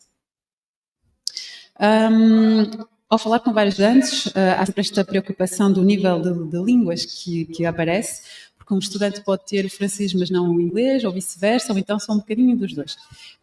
Para os estudantes que estão preocupados com o nível de francês, nós trabalhamos em parceria com a Alliance Française em Estrasburgo, o que lhes permite poder vir a Estrasburgo um ano antes de entrar no programa de licenciatura. Pode ser 6 meses ou 9 meses, segundo o nível de partida, não é? Uma vez que já tiverem obtido o vosso nível B2, então podem juntar-se começar a vossa licenciatura no ano seguinte. Isto era só para vos dar rapidamente uma ideia das nossas universidades parceiras, portanto, vários países na Europa, como é normal, e depois os Estados Unidos, Canadá, Reino Unido, México, China, Coreia do Sul, Suíça, etc, etc. Pronto. Resumidamente, como puderam ver, esta é uma formação que vai ter um alto nível de empregabilidade, vai-vos permitir desenvolver as vossas capacidades linguísticas e vos vai permitir ter acesso a uma imersão internacional completa, não só pelas partidas ao estrangeiro, não é? Mas também pela presença dos estudantes internacionais na escola. Depois de 3 anos de trabalho, de formação, peço desculpa, podem então entrar diretamente no mercado de trabalho. Há vários postos de trabalho que já podem ocupar, como gerente de produto, community manager, gerente de vendas, assistente comercial, ou então podem especializar-se num domínio específico, numa área específica, com um mestrado, ou então o programa Grande École, do qual já vou falar.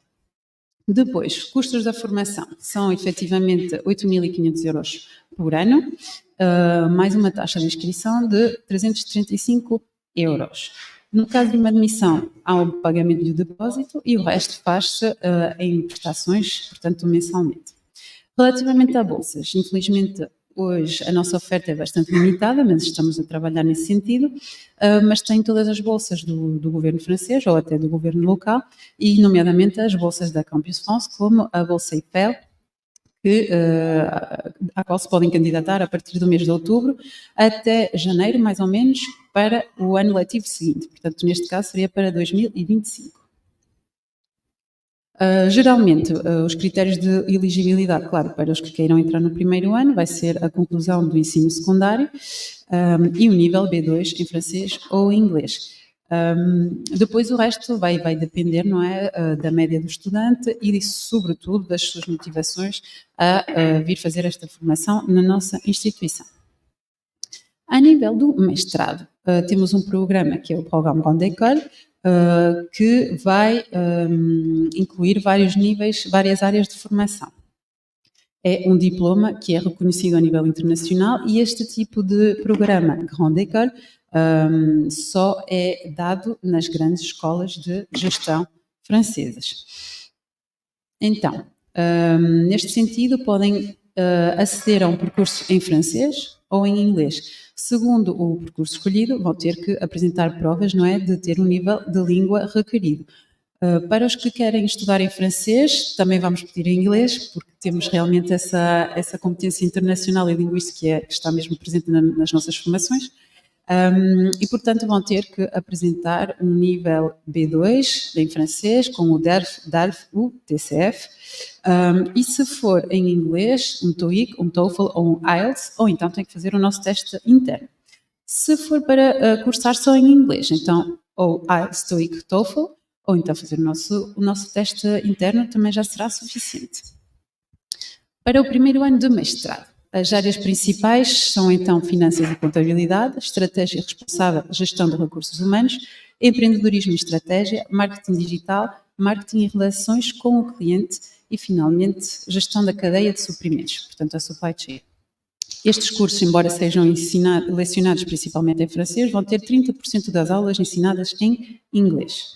Depois temos duas especializações que são exclusivamente em inglês, que são Finance e International and European Business.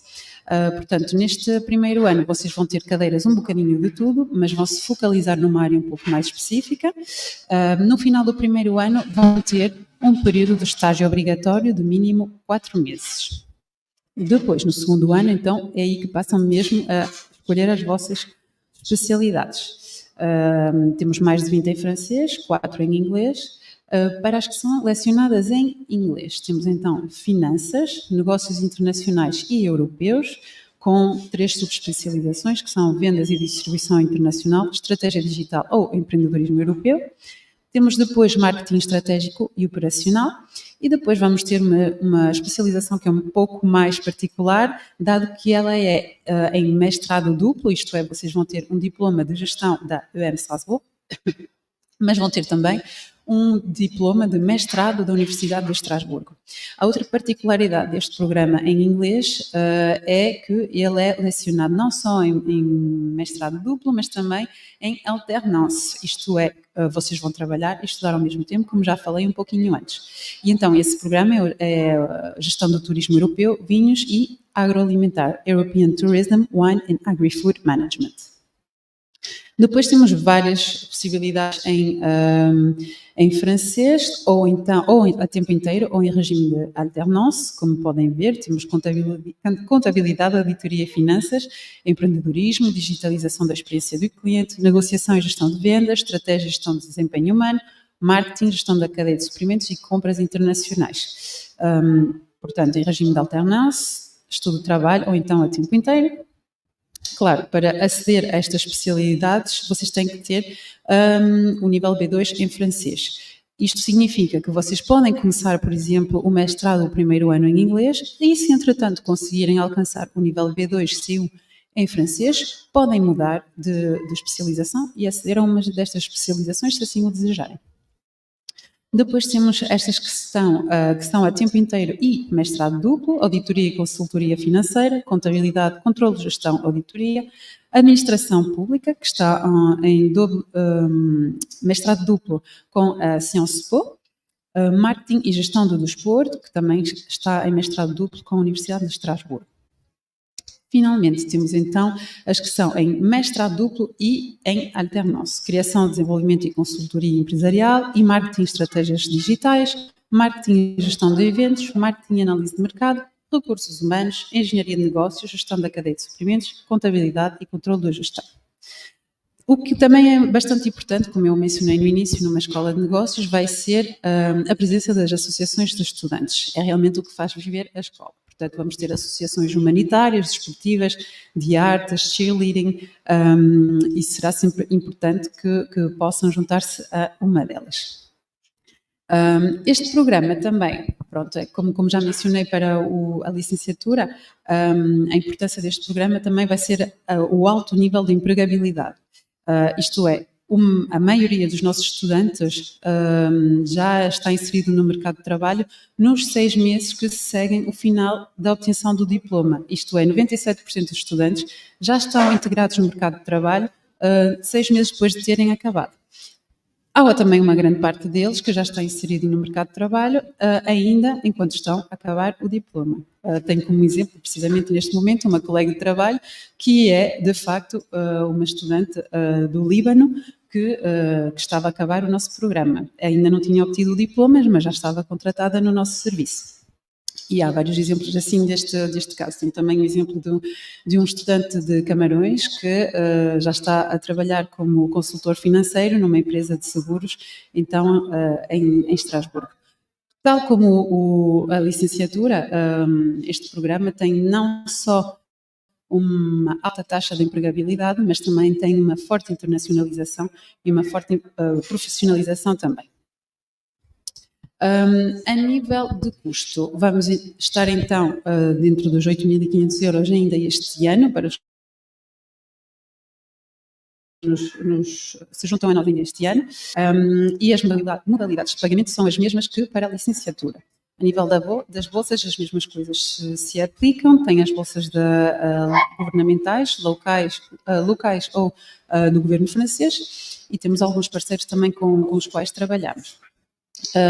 Depois deste tipo de programa, podem então aceder ao mercado de trabalho bastante rapidamente, como já mencionei, e as áreas vão depender, não é, do domínio dos estudos que vocês fizeram. Só para vos dar uma ideia da nossa rede corporativa, então algumas empresas com as quais trabalhamos, nomeadamente as do Big Four, para os que sabem o que é realmente, que estão na área das finanças. Neste sentido, temos mais de 240 empresas parceiras, como eu já tinha mencionado. Ok. Então, como se faz para aceder a este tipo de formação? Nós temos um concurso internacional e o período de admissão vai geralmente de outubro até 31 de maio. Então, se há pessoas que ainda querem juntar-se a nós este ano, é possível, as inscrições ainda estão abertas até 31 de maio. Elas fazem-se no site que estão a ver aqui e vamos pedir então vários documentos, não é? Básicos, um currículo, uma carta de motivação, um certificado de escolaridade para o ano em curso, se ainda não tiverem acabado, ou então e mais as notas dos 2 últimos anos de estudos. Se tiverem cartas de recomendação também de professores com os quais trabalharam ou até de empregadores, também pode ser um bónus, não é obrigatório, mas também os pode ajudar. Então vamos pedir esses documentos, há uma taxa de inscrição de 60 euros, o nosso departamento valida então os documentos e depois passamos à parte das provas a passar. Vamos ter uma prova de raciocínio lógico, estou a falar do mestrado, uma prova de raciocínio lógico. Se o estudante deseja integrar o programa francófono, esta prova será em francês. Se o estudante deseja integrar o programa anglófono, ela será em inglês. Depois temos também uma prova de inglês escrita para os estudantes que não têm IELTS, TOEIC ou TOEFL, uma prova de inglês oral e, finalmente, uma entrevista de motivação, onde o objetivo vai ser avaliar realmente quais são as vossas motivações para se juntarem às nossas formações. Porque é que vocês querem vir para a França, por exemplo, ou para Estrasburgo, porque querem ir para esta escola em particular, fazer esta formação. E também é preciso ter em conta que estas perguntas também vos serão colocadas mais tarde, até pela Campus France ou pela Embaixada, quando forem pedir o vosso visto. Portanto, vale a pena preparar-se mesmo para esta entrevista. Ok? Uma vez que já tiverem passado por todos estes procedimentos, têm a resposta em 15 dias. Para o nível da licenciatura, para a admissão no primeiro ano, vamos só pedir-lhes os documentos, não é? E finalmente vamos pedir para fazerem a entrevista, mas também vão ter a resposta em 15 dias. Isto já falei, realmente vários pontos de atenção, não é? Embora exista uma oferta de bolsas que é possível, não é? É preciso preparar um plano financeiro. Não se precipitem, façam um plano financeiro, vejam como podem financiar estes estudos, se realmente têm apoio do Estado, dos governos, mas também da vossa família. Planifiquem bem, porque este tipo de projeto não se faz em 2 dias e o objetivo é que vocês venham para não estar em dificuldade. Portanto, o objetivo é que vocês venham, consigam realizar a vossa formação com qualidade, que consigam estar concentrados porque não têm alheias para prosseguir. Ok? Depois também nível de línguas, claro, inglês e francês, não se precipitem, se ainda não têm um nível, comecem a estudar cá, vocês têm um centro cultural que está muito focalizado no ensino do francês, estudem cá primeiro, melhorem o vosso francês e venham um pouquinho mais tarde, mais vale tomar um pouco de tempo agora para que as coisas sejam feitas como deve ser e vir então depois mais tarde com mais calma e de maneira mais organizada. Para os que desejarem, podemos colocá-los em contacto com a nossa equipa de estudantes embaixadores, são todos estudantes internacionais que também já passaram pelos mesmos questionamentos, pelas mesmas questões que vocês estão a colocar neste momento sobre o facto de estudar em França, quais são as vantagens, as problemáticas também que eles encontraram, como é que as coisas estão a passar com eles neste momento, se estão a gostar, se não estão a gostar, se a formação, se eles acham útil ou não. É possível, ok? É só contactar-nos e nós podemos colocar, então, fazer a ligação com estes estudantes que vêm um pouquinho de todo lado. Nesse sentido, e para terminar, deixo então aqui o nosso endereço e-mail para os que desejarem entrar em contacto. E também nos podem seguir nas redes sociais, estamos também em todas. Se desejarem encontrar-nos no Instagram, é EMS, traço em baixo, International. Mas se puserem EM Strasbourg, de certeza que encontram na rede social. Ok? Em todo caso, muito obrigada por me terem ouvido. Espero que tenham apreciado este momento que passamos juntos, que tenham gostado da apresentação sobre Estrasburgo, principalmente, e espero que possamos discutir sobre o nosso projeto académico em breve. Muito obrigada.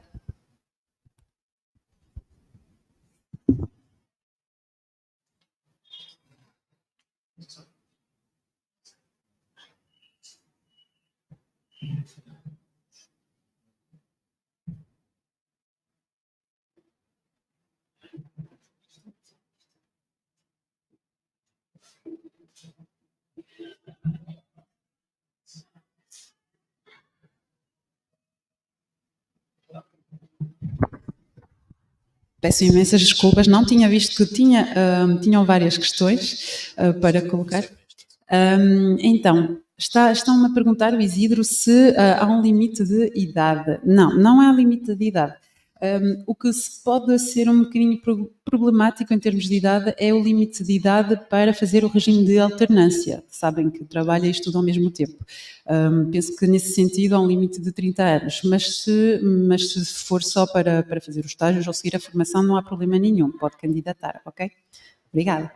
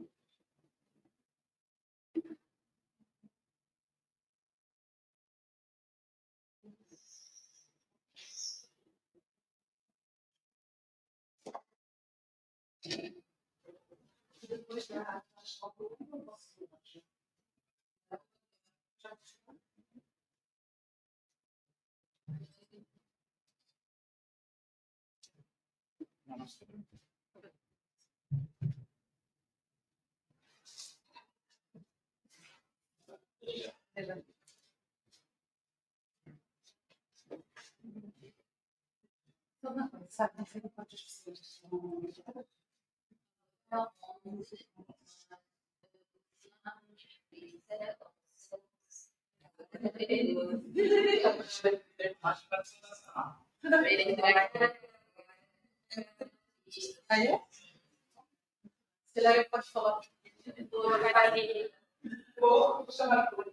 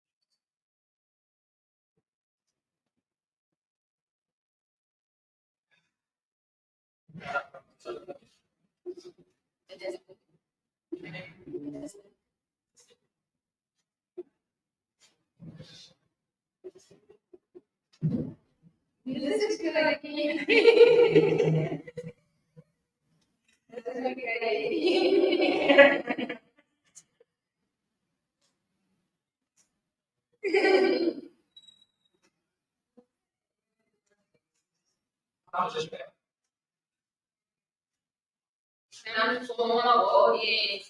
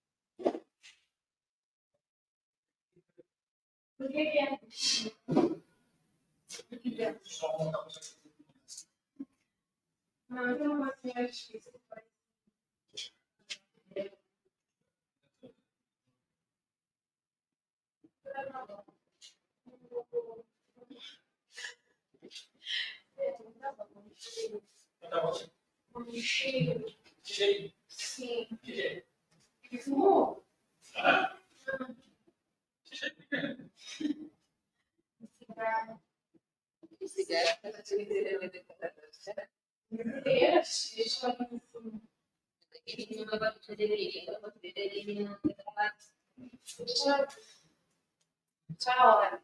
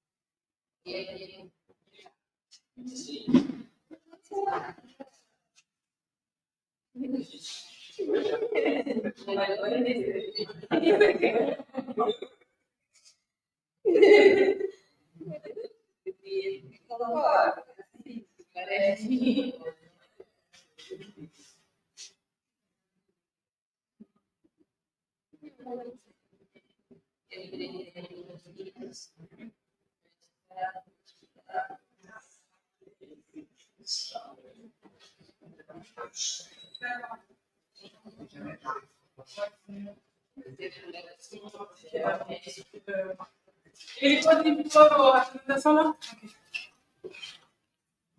Será que Marcelo? Vai. Eu nunca preciso agora. Sinon, je vais te faire la conférence que je vais déjà.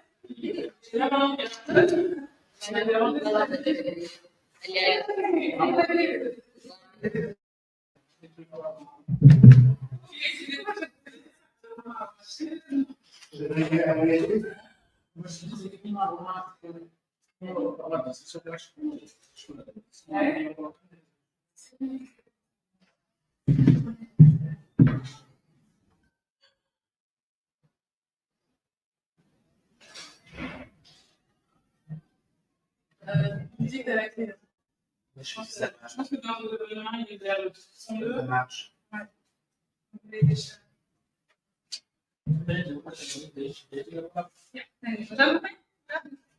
Ça va marcher. De rien. C'est un quart d'heure, c'est ça, hein? Oui, c'est ça, un quart d'heure de présentation, un quart d'heure de. Ouais, qu'est-ce qu'on va dire? Je sais pas si. Les exemples en anglais, j'imagine. L'anglais,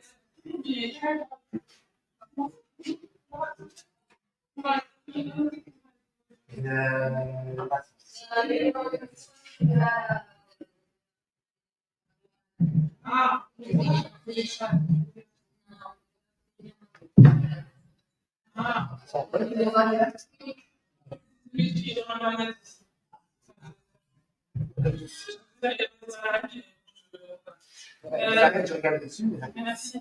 Il y a deux petites jeunes traductrices, mais apparemment elles étaient très intéressées par la présentation.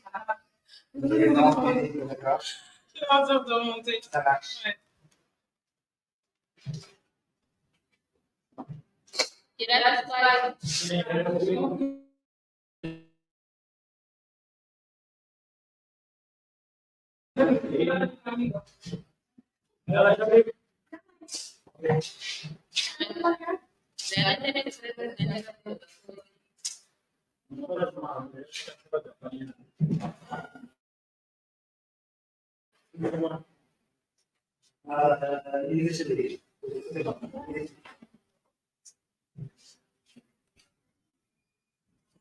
La traducción simultánea, ¿verdad? Porque no.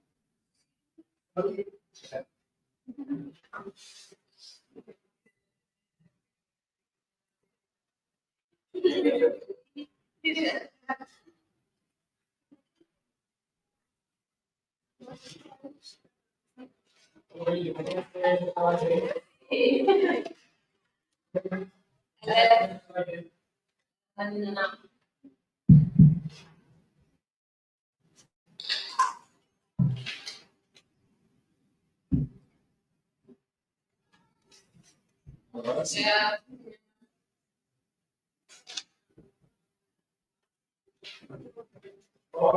Okay.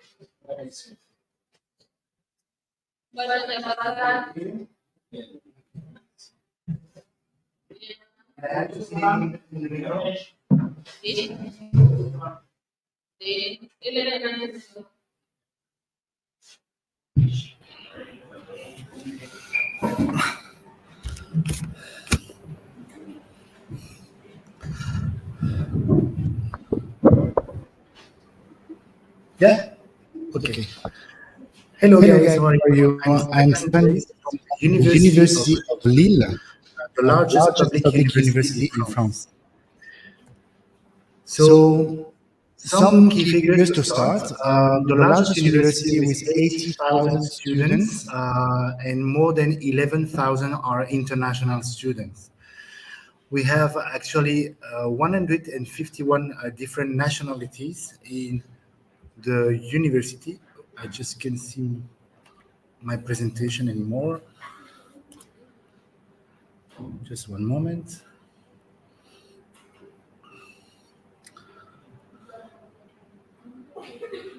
So as I said, 151 nationalities in the university. We are a comprehensive university and we offer all the discipline four major areas: law, economics and management, healthcare and sport, science and technology, and art, literature, languages, humanities, and social sciences.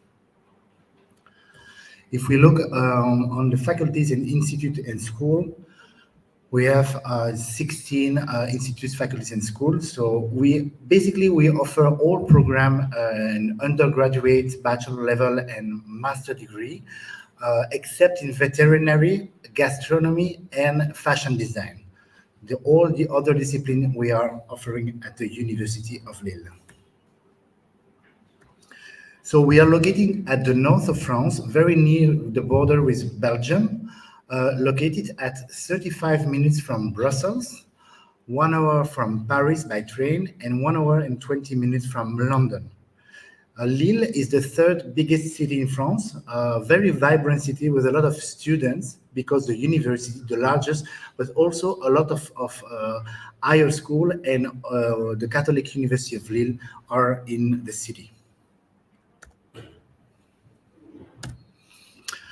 Important to mention that we have also a lot of collaboration with a research institute. So a lot of students will decide to study in Lille because they want to be closer with experience in research, but also with companies. So a lot of our students doing their bachelor degree or their master degree, they do internship in order to get some experience in companies, but also in research units to acquire competencies.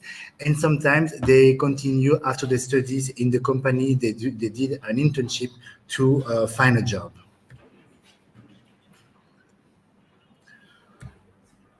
Some information about internationalization. We offer 10 Erasmus Mundus program. Those master degree are totally taught in English, and they are master. You you have to do around Europe, 6 months in Lille to start, and after you have to change the university 3 times to get a very international experience. For those master, you can receive also scholarship of 1,000 euros per month. We have a double degree, of course, bilingual courses, usually in English and French. 20 programs totally taught in English, 26 programs, sorry. And we offer also languages, courses of languages like Chinese, Russian, Spanish, Portuguese, of course, and so on. All the programs at the master level, at the bachelor level, sorry, are in French. And to be able to follow the courses in the bachelor degree, you must be able to speak French at the B2 level. It's intermediate higher level proficiency. For the master degree, it's in French or in English, and it's the same, the B2 level, so intermediate. The University of Lille has been recognized as a university of excellence in 4 main domains: precision health, science for changing planets, information and knowledge society, and changing cultural society and practices. So in those 4 domains, we develop a program, a master program in English, but also very strong investigation project to have the investigator and the student to participate at the investigation at worldwide level. You can see a QR code if you want to have more information about bachelor, master, and doctorate. Of course, at the University of Lille, you can also do some doctorate program. All our doctorate programs are in English. So the time at the university is 3 years in bachelor degree, 2 years in master degree, and after the master degree, you can continue 3 years if you want with a PhD program. What about the fees? The fees at the university for the non-European students, so for the students from Mozambique, the fees for bachelor degree is 2,700, almost 800 euros per year. But sometimes the student can also ask for a reduced price when they arrive to the university, and they have to prove their incomes, to get a lower price as French students and to pay fees for only 400 euros per year. In the other hand of master degree, in 2 years, we encourage the students to do master degree with us, and they will pay only 234 euros per year. So we are not applying international fees as other university, because we believe that all the students at the master degree must be the same and pay the same. So just only 234 euros per year.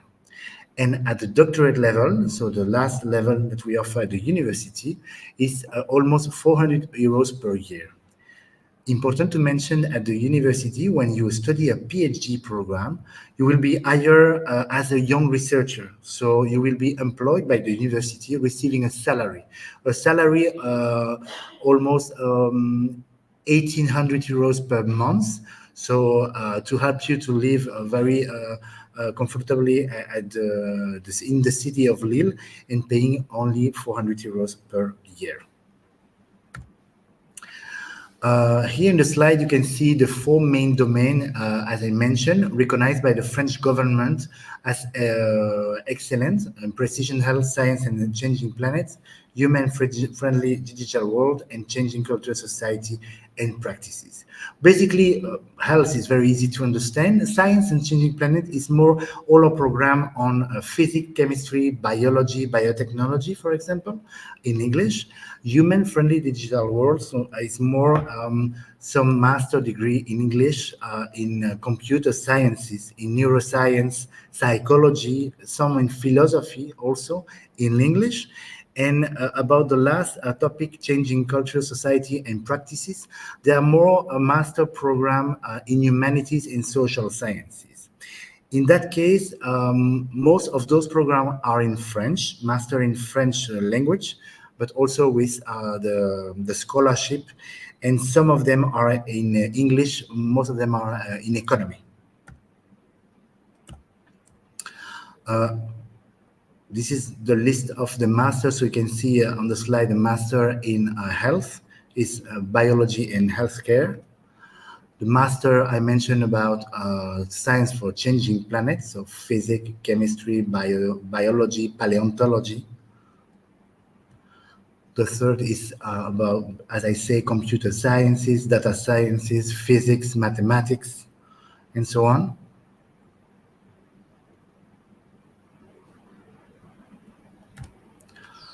And the last topic, as I mentioned, most of those topics are in French, except globalization and world economy is in English. So because those masters are recognized by the French government as Master of Excellence, because they are master focused on research. So the idea is at least the first year, the student must do an internship in a company or in a unit research for 1 or 2 months. In the second year, so the last year of the master degree, they must do an internship for 6 months. During this master, they will be in touch with a company or with a research unit, and they will receive a kind of salary of 500 euros per month, because in France, by law, when you do an internship, more than 3 months, the company or the research unit, the laboratory, must pay you, because you are like acquiring a first experience, first job. Now, if you decide to do your internship abroad, it's also possible. We encourage students to do international mobility. And during their mobility, they can also receive scholarship to go to Germany, to go to Japan, Canada, or other countries all around the world. For those programs, because they are recognized by the French government as program of excellence, we offer very attractive scholarship for the first year of 8,500 euros.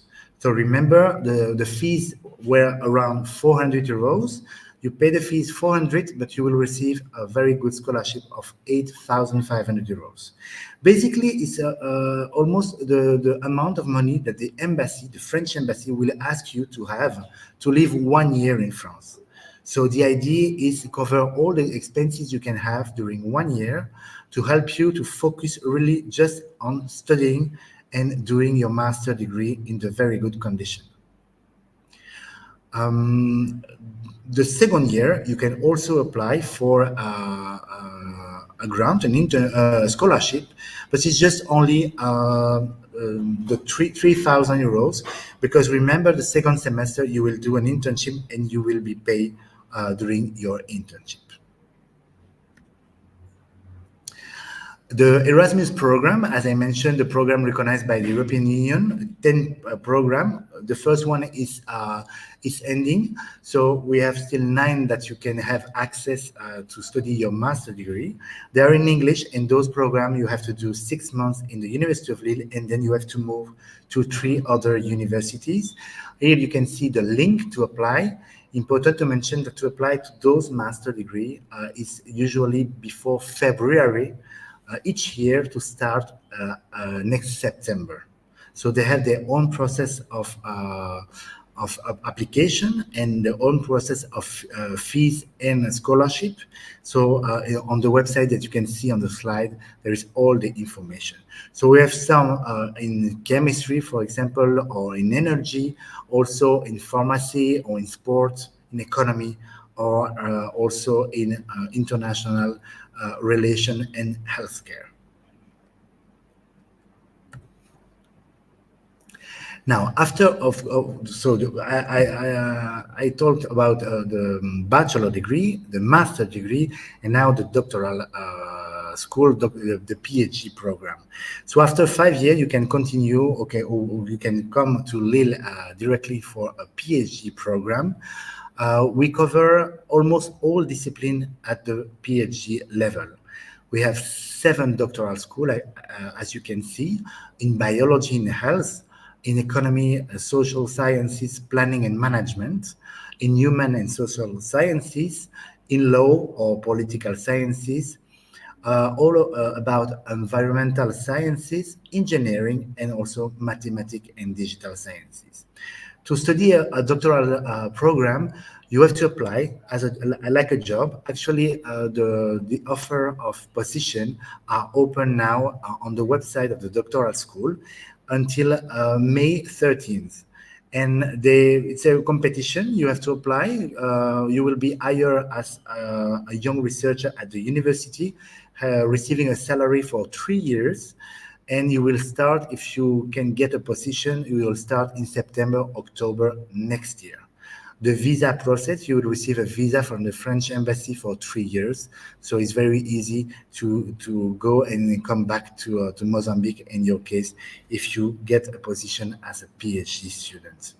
As I mentioned, almost all PhD programs are in English.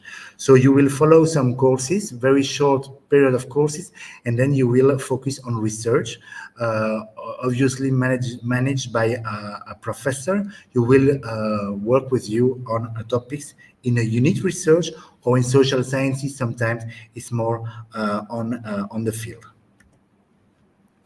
What's happened if you don't speak very well French? So the university offers some courses of 1 semester or 1 year of French language in the case you are accepted in the university for a bachelor or master degree in French. So you apply, maybe you have not the strongest French level proficiency, and you can start first with 1 semester or 1 year of French in our Center of French Language at the university. As you can see, the fees per year are 1,700. It's 1,700 for 1 semester, and for 1 year, it's almost 3,000 euros. So in order to be able to start the year after studying in the language of French. In the slide, you can see how is the process. If you are from Mozambique, you must apply to the platform Études en France. It's here in the corner on the right side for master degree, but also for a bachelor degree. Important to mention that the platform is a national platform. You have to apply between October and December every year to start 9 months after. So if you plan to start in September 25, you have to apply before December 24. It means also that for this year, it's too late to apply to start next September the university. So I recommend to improve your French proficiency and apply next October to start in September 25. And that's it. I'm open for the question if you have. It was a pleasure. And yes, let's do for the question.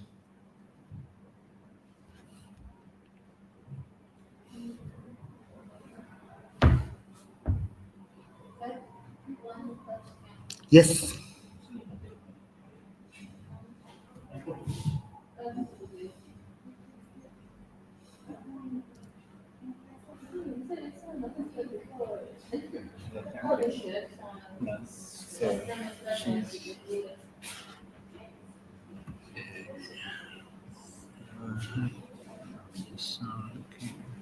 Oh, I see the chats. Okay.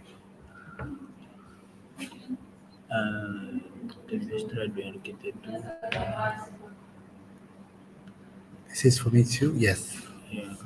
Also, Karen, also maestrado, tem bolsa Campus France en Francia. No. Eso sí, yes. This one. Okay. So see, yeah, we have a master degree in architecture, but only in French. So you have to have the B2 level in French to do the master degree in architecture. We also have urbanism, but it's also in French. During the master degree, you have some courses in English, but most of the courses are in French. So it's very important to have this level of proficiency in French. The master in English that we offer are more in science and technology, mathematics, physics, as I said, some in economy too.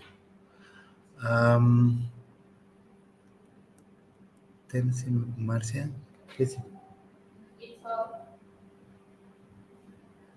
C'est fini? Ok. Ok. Oui. Okay, so disconnect. Yeah. Merci. Thank you. Thank you to you. There's still. Okay.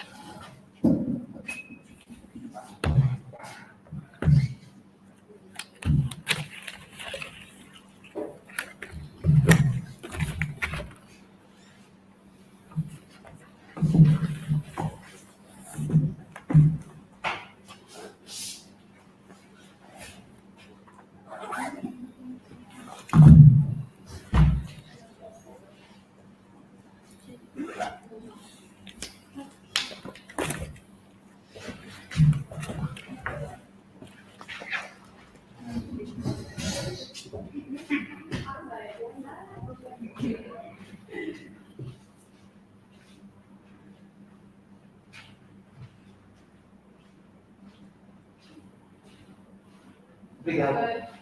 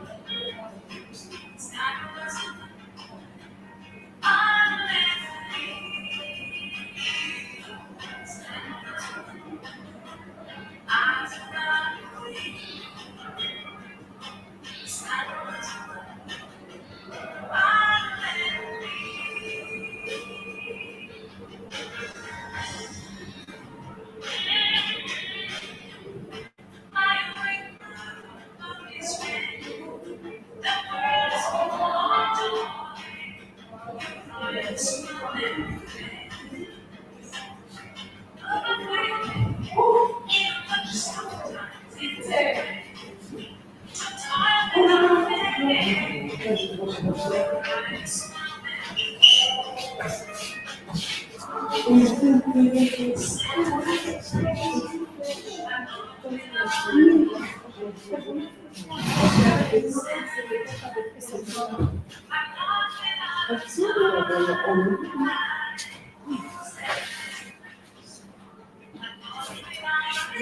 parlez français? No. English. English Portuguese. English Portuguese. It's my turn, I think. Okay. So. But we need. Yes. Thank you. Et tu veux pas du coup, Georgetta? Le PowerPoint, c'est la petite vidéo. Et je vois personne. Je peux parler en français ou en anglais? In English, more or less in Portuguese. I don't speak Portuguese, but I speak English. Okay, good. So I'm waiting. Yes.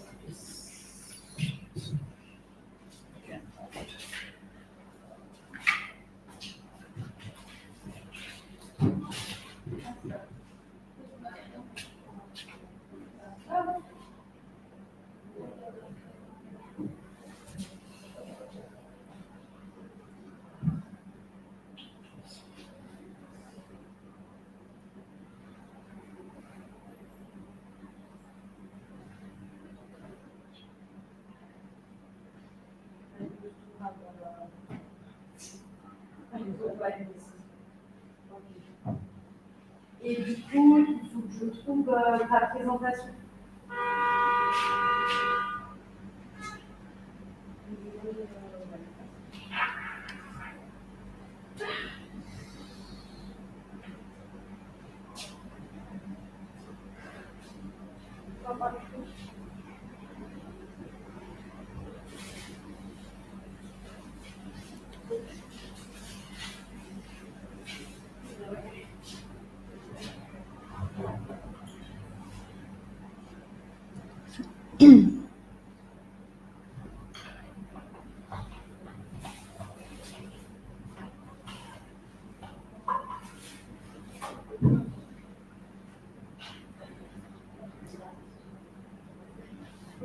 Ça va? Je vais passer je passe la petite vidéo. Bon, je fais une introduction après la vidéo et après je parle. J'espère que c'est grave. Ok, et là je suis en train de chercher le...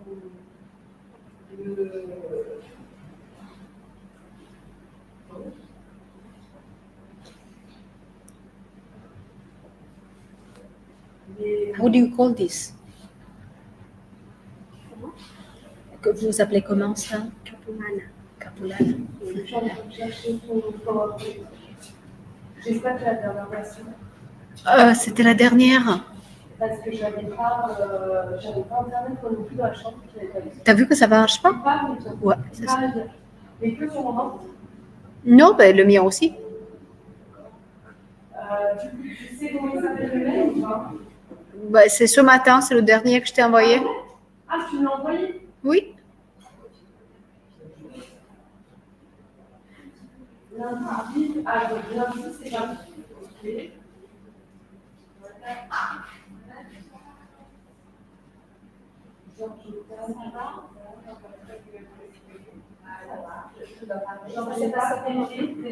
Oui, c'est ça. Ils ont posé beaucoup de questions, les autres? Mais on ne voit pas les étudiants. Vous les voyez là? Oui. Ça va vite? Georgetta? Oui. Non.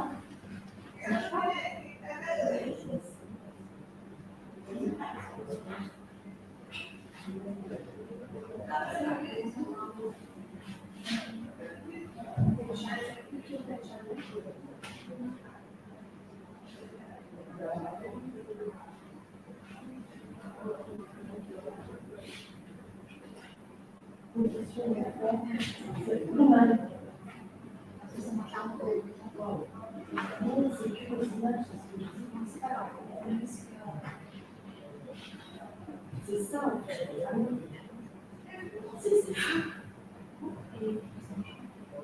C'est ça que je voulais dire. Ah, ok. Mais ça, ok. J'avais sur les côtés, normalement, ça va pas aller.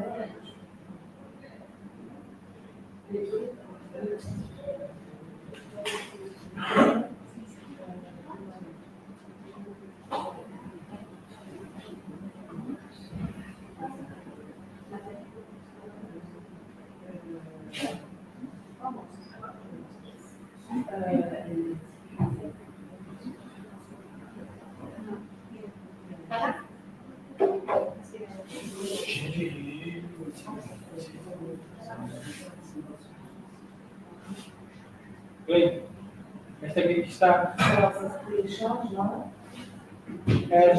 Está?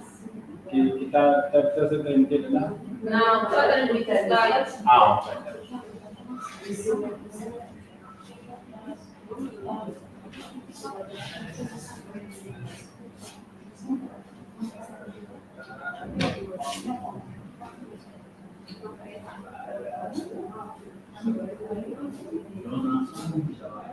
Sabemos mais uma questão agora.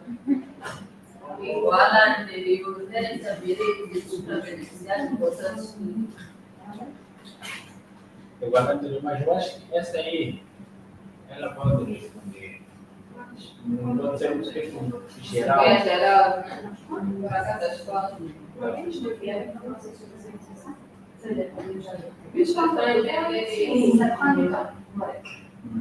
Então, para essa é a oportunidade de ser interessado. Sei que vale.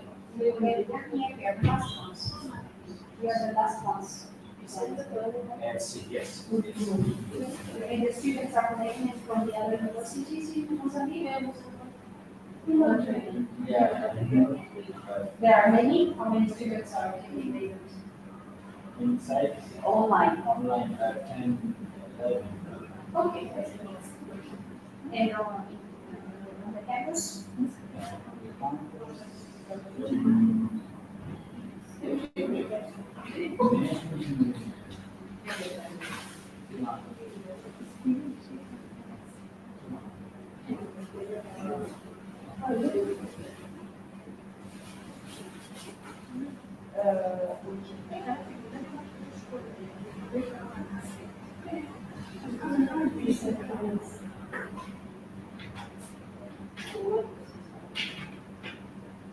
This is just one issue. Actually, there. Really nice.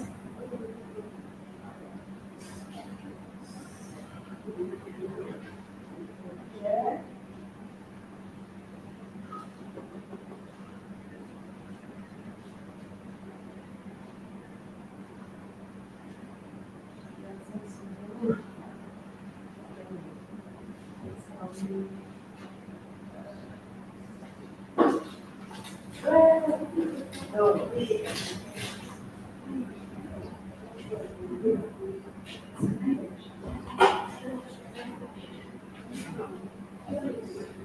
Can you see the here as a student? Yeah. Because I can't see them. Or we have to connect to see that. Okay. Just thanks so much. Cleide, podes tirar os slides, né? Ou posso tirar eu também? Só estou a lá. Ah, ok.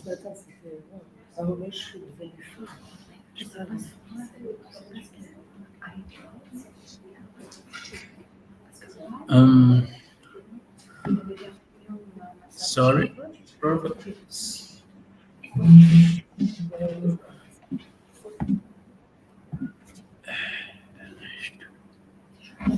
Hello? Viva. Tudo bem? Tá bem. Ok. Mandaste mensagem no WhatsApp? Pode me dar o sinal no WhatsApp? C'est pour traduire simultanément, So, je pense. slide. This one? This one, yes.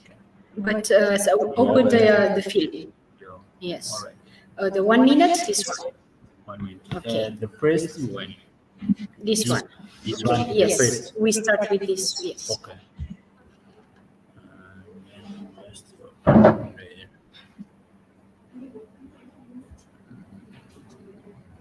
This is the PowerPoint.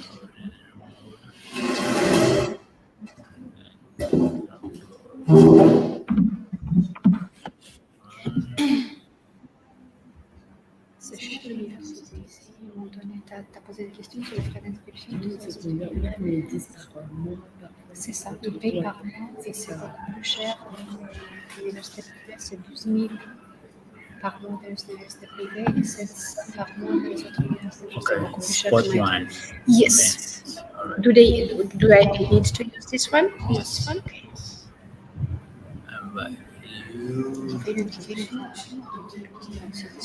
Quelque chose de très simple.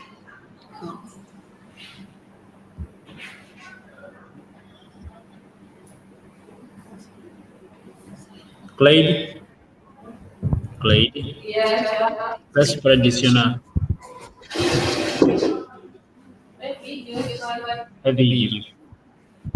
Le CUFR écrit l'histoire de l'enseignement supérieur à l'encre de Mayotte. Trait d'union entre les générations, tout a commencé avec l'envie d'offrir aux Mahorais le développement à la hauteur des enjeux du territoire. Les richesses de notre université sont immenses, berceau de culture et de savoir pluriel, outils au service du territoire et des générations de demain. La richesse de notre université est à l'image de notre île, berceau de figures fortes qui ont construit nos savoirs et nos traditions. En 10 ans, 12 000 étudiants ont écrit l'histoire du CUFR. Aujourd'hui, l'enseignement supérieur continue sa métamorphose pour répondre aux besoins de Mayotte. Avec fierté et ambition, notre énergie rayonne. Nous embrassons le futur de l'Université de Mayotte et nous réaffirmons notre engagement vers l'excellence, l'innovation, la coopération régionale et internationale. L'Université de Mayotte, c'est l'enseignement supérieur de demain. L'Université de Mayotte, c'est maintenant.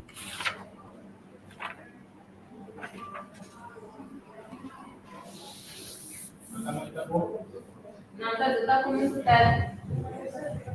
Tá com muito tempo. Sim.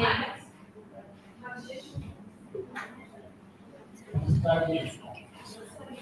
Está aqui. Não, isso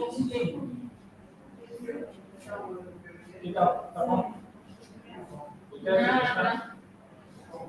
Pode ver que está mais quando ela passa a utilizar a graduação. Parce qu'ils doivent se mettre en ligne. Não vou te entender a diferença, não sei se é por conta disso. É o que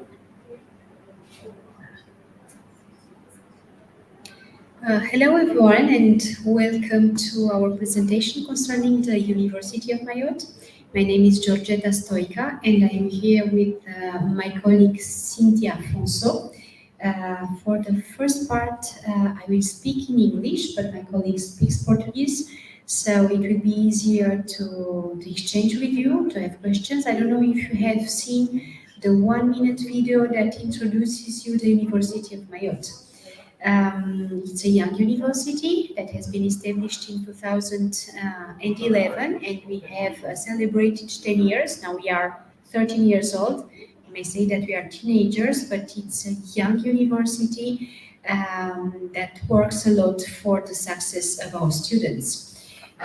Also, the motto of our university is "My studies, my success," and this is very important when you are a young student and we do want to be successful in life in order to have a job, but do not forget that you are studying for you in the first place, and then you're studying to build a better world, and also you study for the community, for the development of the country where we are now. We are doing the event that is called Choose France Kenya, and we do hope to have you as students. I'm a professor, so just in case you come to Mayotte, I will teach you several disciplines, and Cynthia, that will speak in Portuguese with you, will take care of your success. So I give the floor to my colleague that will speak in Portuguese. Boas tardes a todos. Então, apresento a minha colega a universidade tamén o que pensamos dos estudios dos estudiantes en Mayotte. Depuis sa création, le CUFR écrit l'histoire de l'enseignement supérieur à l'encre de Mayotte. Trait d'union entre les générations, tout a commencé avec l'envie d'offrir aux Mahorais le développement à la hauteur des enjeux du territoire. Les richesses de notre université sont immenses, berceau de culture et de savoir pluriel, outils au service du territoire et des générations de demain. La richesse de notre université est à l'image de notre île, berceau de figures fortes qui ont construit nos savoirs et nos traditions. En 10 ans, 12 000 étudiants ont écrit l'histoire du CUFR. Aujourd'hui, l'enseignement supérieur continue sa métamorphose pour répondre aux besoins de Mayotte. Avec fierté et ambition, notre énergie rayonne. Nous embrassons le futur de l'université de Mayotte et nous réaffirmons notre engagement vers l'excellence, l'innovation, la coopération régionale et internationale. L'université de Mayotte, c'est l'enseignement supérieur de demain. L'université de Mayotte, c'est maintenant. You know what's happening at our university in Mayotte. Quickly, just a few information about the location of the university. It's not far away from here. It's a French university that is situated in the Indian Ocean, and it's a French department that is also a neutral peripheric territory situated between Madagascar Island and the eastern part of Africa. All our courses are taught in French. Of course, most of you maybe already speak French, and that's very good. But as soon as you will arrive in Mayotte, and if you decide to enroll in our courses, you will be able to follow courses in French. And also students from our university will adopt you in order to introduce you to the local culture and to understand what's happening locally. The French language is a local language, but we also have, so the French language is the official language, but we have local languages, the Kibushi and the Shimaore. The Shimaore is a Swahili language that is spoken on the island, and the Kibushi is similar to the Malagasy language. As I told you, it's a young university. We have 3-year degrees, mainly in law, economics and management, but also in letter and humanities. Whether you decide to become a professor, let's say, that can teach at the level of high schools or later at the university, you can go for our lectures in modern literature, and we have also specialization in the literature of the Indian Ocean. If you decide to become a geographer and study what's happening in the Indian Ocean, you are the most welcome at our university. Why I'm saying that? Because we are here for regional cooperation between the students, but also between the professors, and this will give us the opportunity to know each country better. For us, it's the first time in Mozambique. We have discovered in a few days a lot of things, but there are a lot of similarities. We know that we can have a fruitful collaboration and that you can be a successful student at our university. I will continue giving you more information and maybe my colleague will add something more in Portuguese or reply to your questions in Portuguese. About the courses, the 3-year degrees, lectures in sciences and technology. So if you are good at maths and you decide to go on with your study in general mathematics or the didactics of mathematics, our professors are waiting for you. Would you like to become a biologist? That's good. It would be an opportunity to study in France and then go back to Mozambique. Because one of the research topics, such as blue economy or the development of the fishing communities, it's very important. So you can take also a 3-year study in biology, whether marine biology or terrestrial biology at the University of Mayotte. And you can also continue with a 3-year degree in educational sciences. You can see there some slides, but we have already told you a lot of things about the university. Maybe information that are very, very important for you as students. Whether you decide to enroll for studies in law, in economics, in humanities, or in sciences and technologies, you are wondering, well, is this a private university, a public university? What's the case?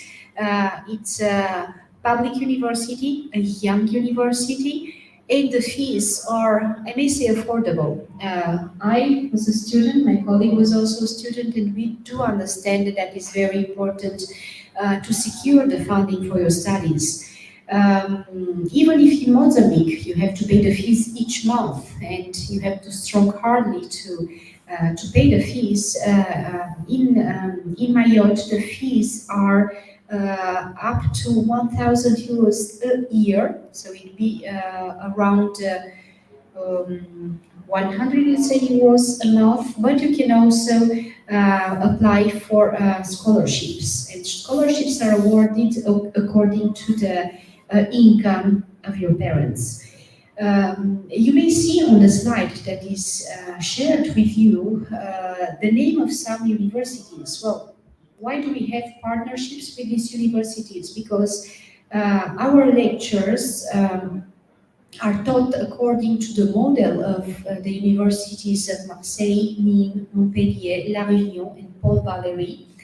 And the diplomas, I say, used to be delivered by those universities, but now the diplomas will be delivered by the University of Mayotte, because until the 1st of January this year, University of Mayotte was a center of studies and research, and now it's a full university.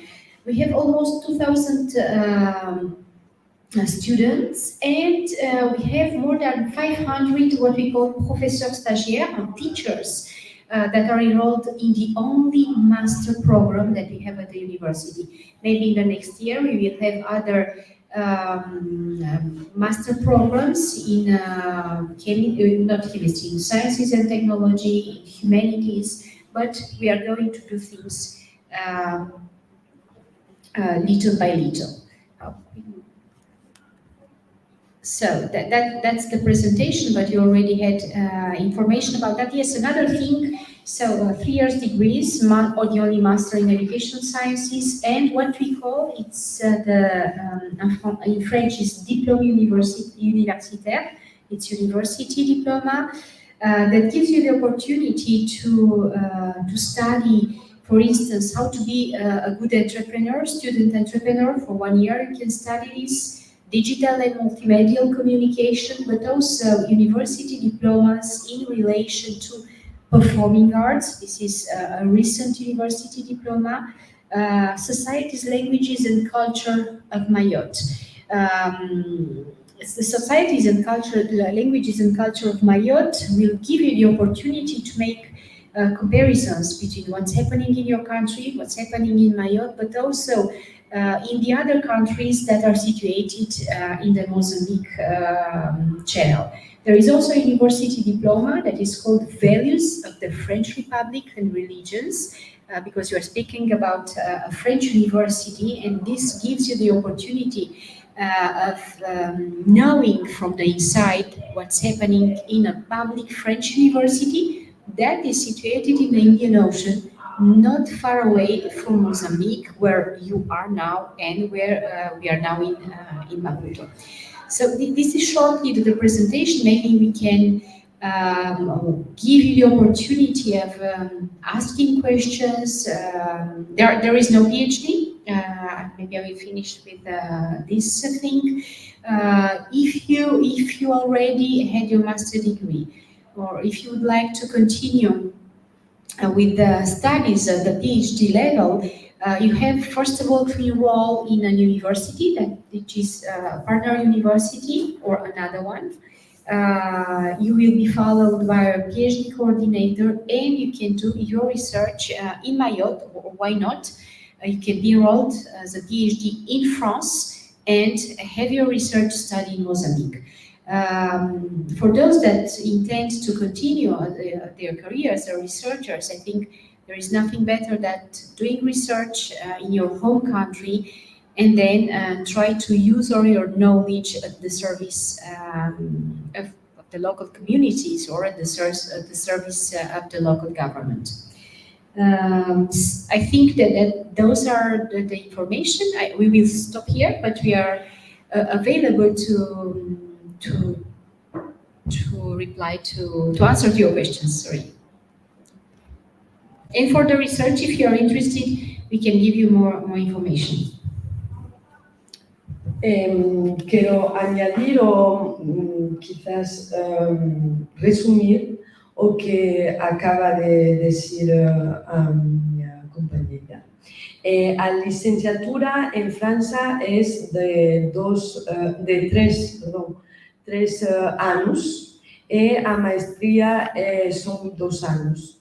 Tenemos licenciaturas en Dereito, Administração, Gestão e Economias, Literatura, Geografia, Matemáticas e Ciências.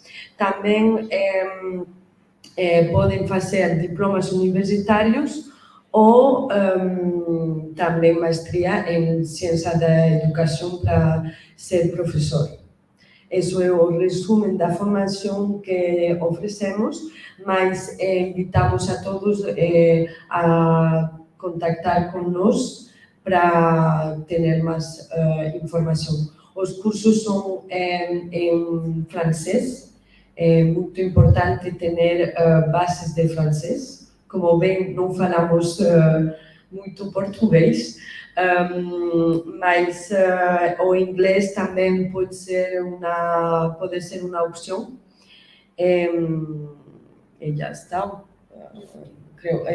Também o que é bom saber é que a Universidade de Mayotte fica cerca, como disse antes, fica cerca de Moçambique. Está no meio de Moçambique e Madagascar, e para estudantes que têm quizá medo de ir à Europa ou Lesbos, fica mais cerca e é intermédio que pode ser uma boa opção. There is another video. You have seen a 1-minute video, but we have a 5-minute video. There is nothing better than traveling, even if you are online, just to see better what's happening. It's a tropical island, so it won't be cold. I may say that now in Mozambique it's cold, but in Mayotte it's our home for us. Maybe it will be for you also. It's always hot, and the people are really welcoming. It's a small territory, but with people with great hearts and welcoming, as you are here in Mozambique. And we will show you the 5 minutes video. If you have to identify, would you please help us, sir? Just a few seconds. We have a 5 minutes video to share with you. Video. Caribou. C'est ça? Caribou, it's Swahili, and it comes welcome. Caribou More, it's an online Caribou. It will come, just a few seconds. Cet établissement financé à 100% par la collectivité ne possède jusqu'alors aucun statut juridique. Il est au service de la direction de l'enseignement et fonctionne.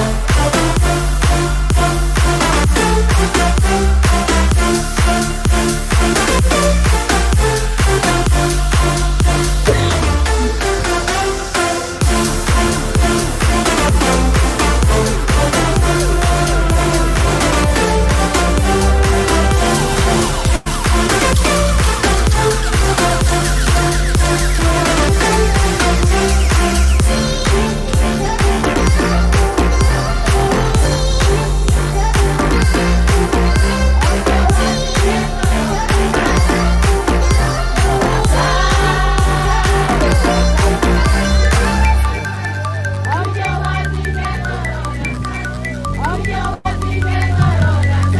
tenemos la universidad internacional.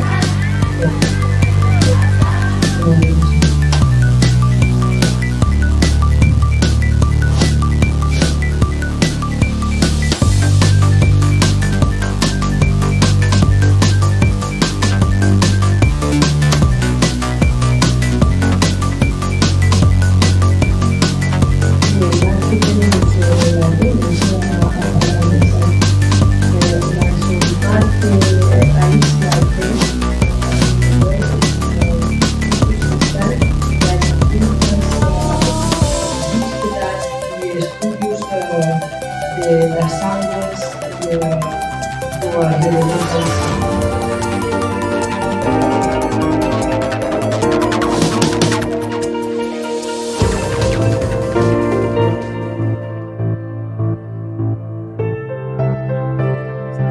En ce début d'année, je nous souhaite à toutes et tous de co-construire une université ambitieuse, forte, ancrée dans son territoire, engagée au service de Mayotte.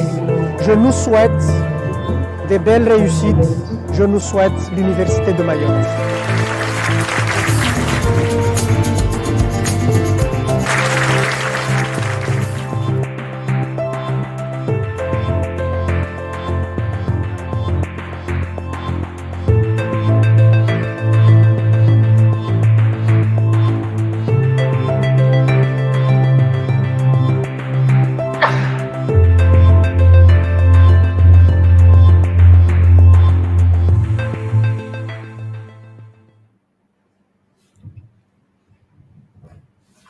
Karibu Maure, welcome to the University of Mayotte. This is the end of our presentation, and we are here to reply to your questions, hoping that you're interested in our university. You can write, I suppose, on the chat the questions.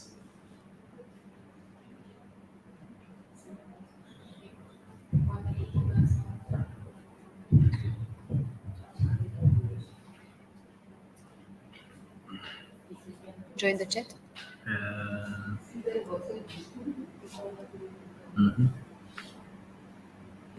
C'était pas pour nous, ça.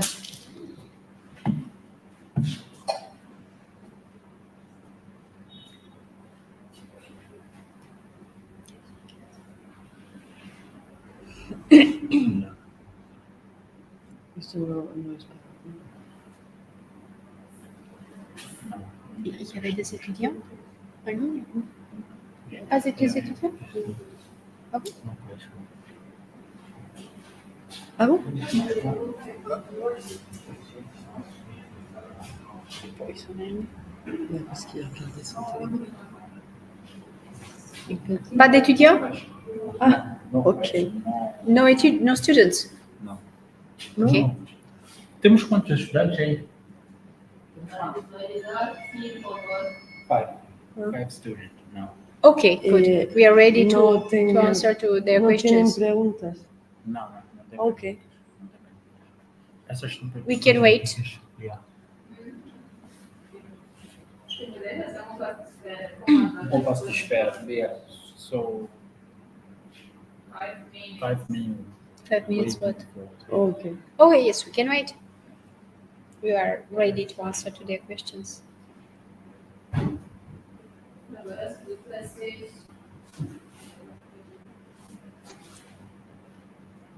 Siamo pronti a rispondere alle questioni. Quindi come se en portugués. Siamo pronti a responder a vuestras questions.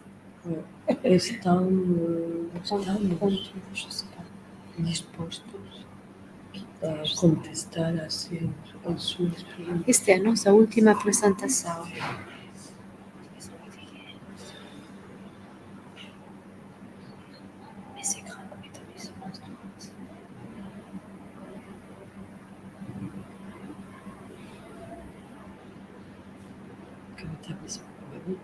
Si seulement le studio il faisait ça, ça serait pas là. Quoi? Notre CD. Il fait même pas ça.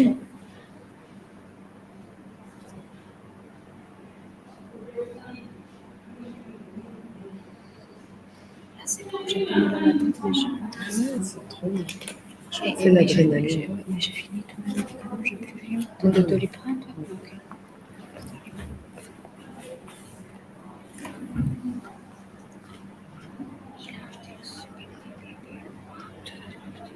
Il a acheté 2 tables. 2 tables. Et où il fallait mettre?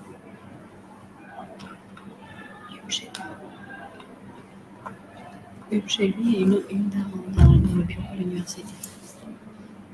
Il a une fille qui a 7 mois, je savais qu'il avait une fille, mais il a une deuxième. Ah ouais? Je dis, mais ça veut dire quoi? Bye. Ça veut dire papa. En traduction, bah, ça veut dire papa, le papa de Cassim. Et alors, je lui ai dit, bah, tu dois dire le petit Cassim, là. Non, bah ouais. Oui, il faut y avoir un garçon. Et c'est ce qu'il disait l'autre jour, avec le dilatoire. Oui, c'est vrai, fait parce comme que ça, je peux faire des balades. j'aimerais bien avoir une très belle femme, mais c'est pas facile. Ouais. J'ai eu une grossesse qui n'était pas facile. Tarde de saber que somos pasos para obter a bolsa de estudos. Ok, je te laisse. Campus France aussi ont contacté pour avoir une demande au niveau du pays. Então, gostaria de saber quais são os passos a seguir para obter a bolsa de estudos. É uma pergunta que volve muito. As bolsas de estudos não é com nós, é com Campus France, que pode dar-lhes toda a informação, mas também podem contactar-nos e perguntar e vemos o que podemos fazer. A Universidade de Mayotte leciona o curso de mestrado em didática de francês e língua estrangeira. Sim. Deixo a minha companheira contestar. Vai. Contestar. I will answer in English because I understand a little bit Portuguese, but I don't speak it. Yes, we do have didactics of French as a foreign languages. Our students are not native speakers of French, and most of the time speaking French and writing French for them is very difficult. And we have associate professors that are specialists of the didactics of the French language as a foreign language.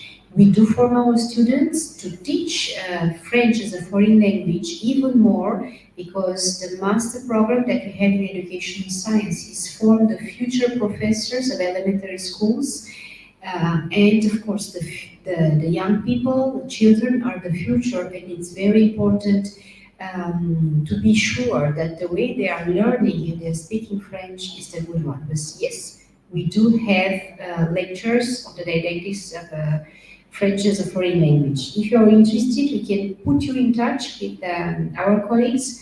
One of the colleagues is Laura Uribe, Laurauribe.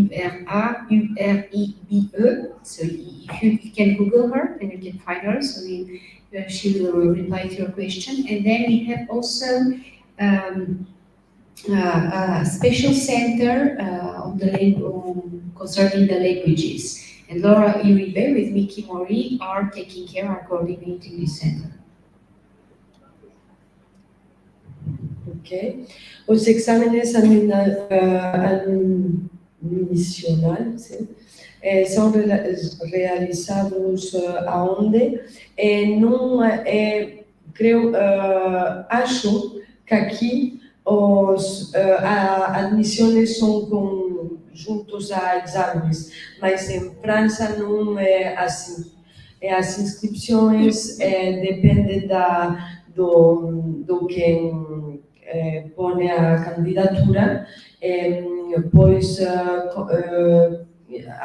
fazer a inscrição com currículo, a carta de motivação e as notas que tens. Não tens que fazer exame. Ok. Fazer exame para a licenciatura, mas para a maestria tens exame, porque o nível mais alto que a licenciatura, e deixo uma Georgetta contestar.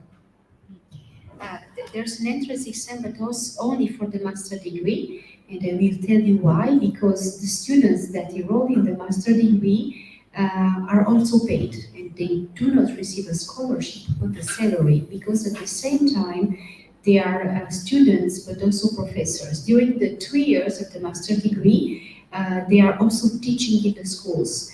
And this means that we have to select our students so that we can have the best students in the master degree. And the entrance exam for the master degree is by the end of June, July, and enroll by the end of August. But for the other degrees, the 3-year degree, undergraduate, there is no need, there is no entrance exam. It's open to as many students as we want, so we don't have kind of low 20 students, not at all. So you're most welcome to come and enroll in our university. Foi uma ótima apresentação, merci. Obrigado a você. E desculpem o meu português, mas foi prazer estar aqui em Maputo, para mim e para a Georgetta, e poder contestar as suas perguntas. Prazer. Obrigada. Obrigada. And as we say in Mayotte, marahaba. Thank you.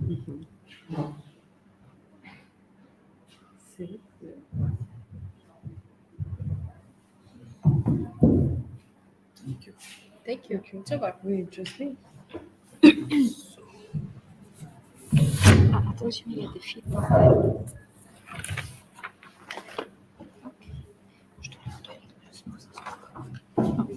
Ça, c'est pas à toi? Non, non. Ok.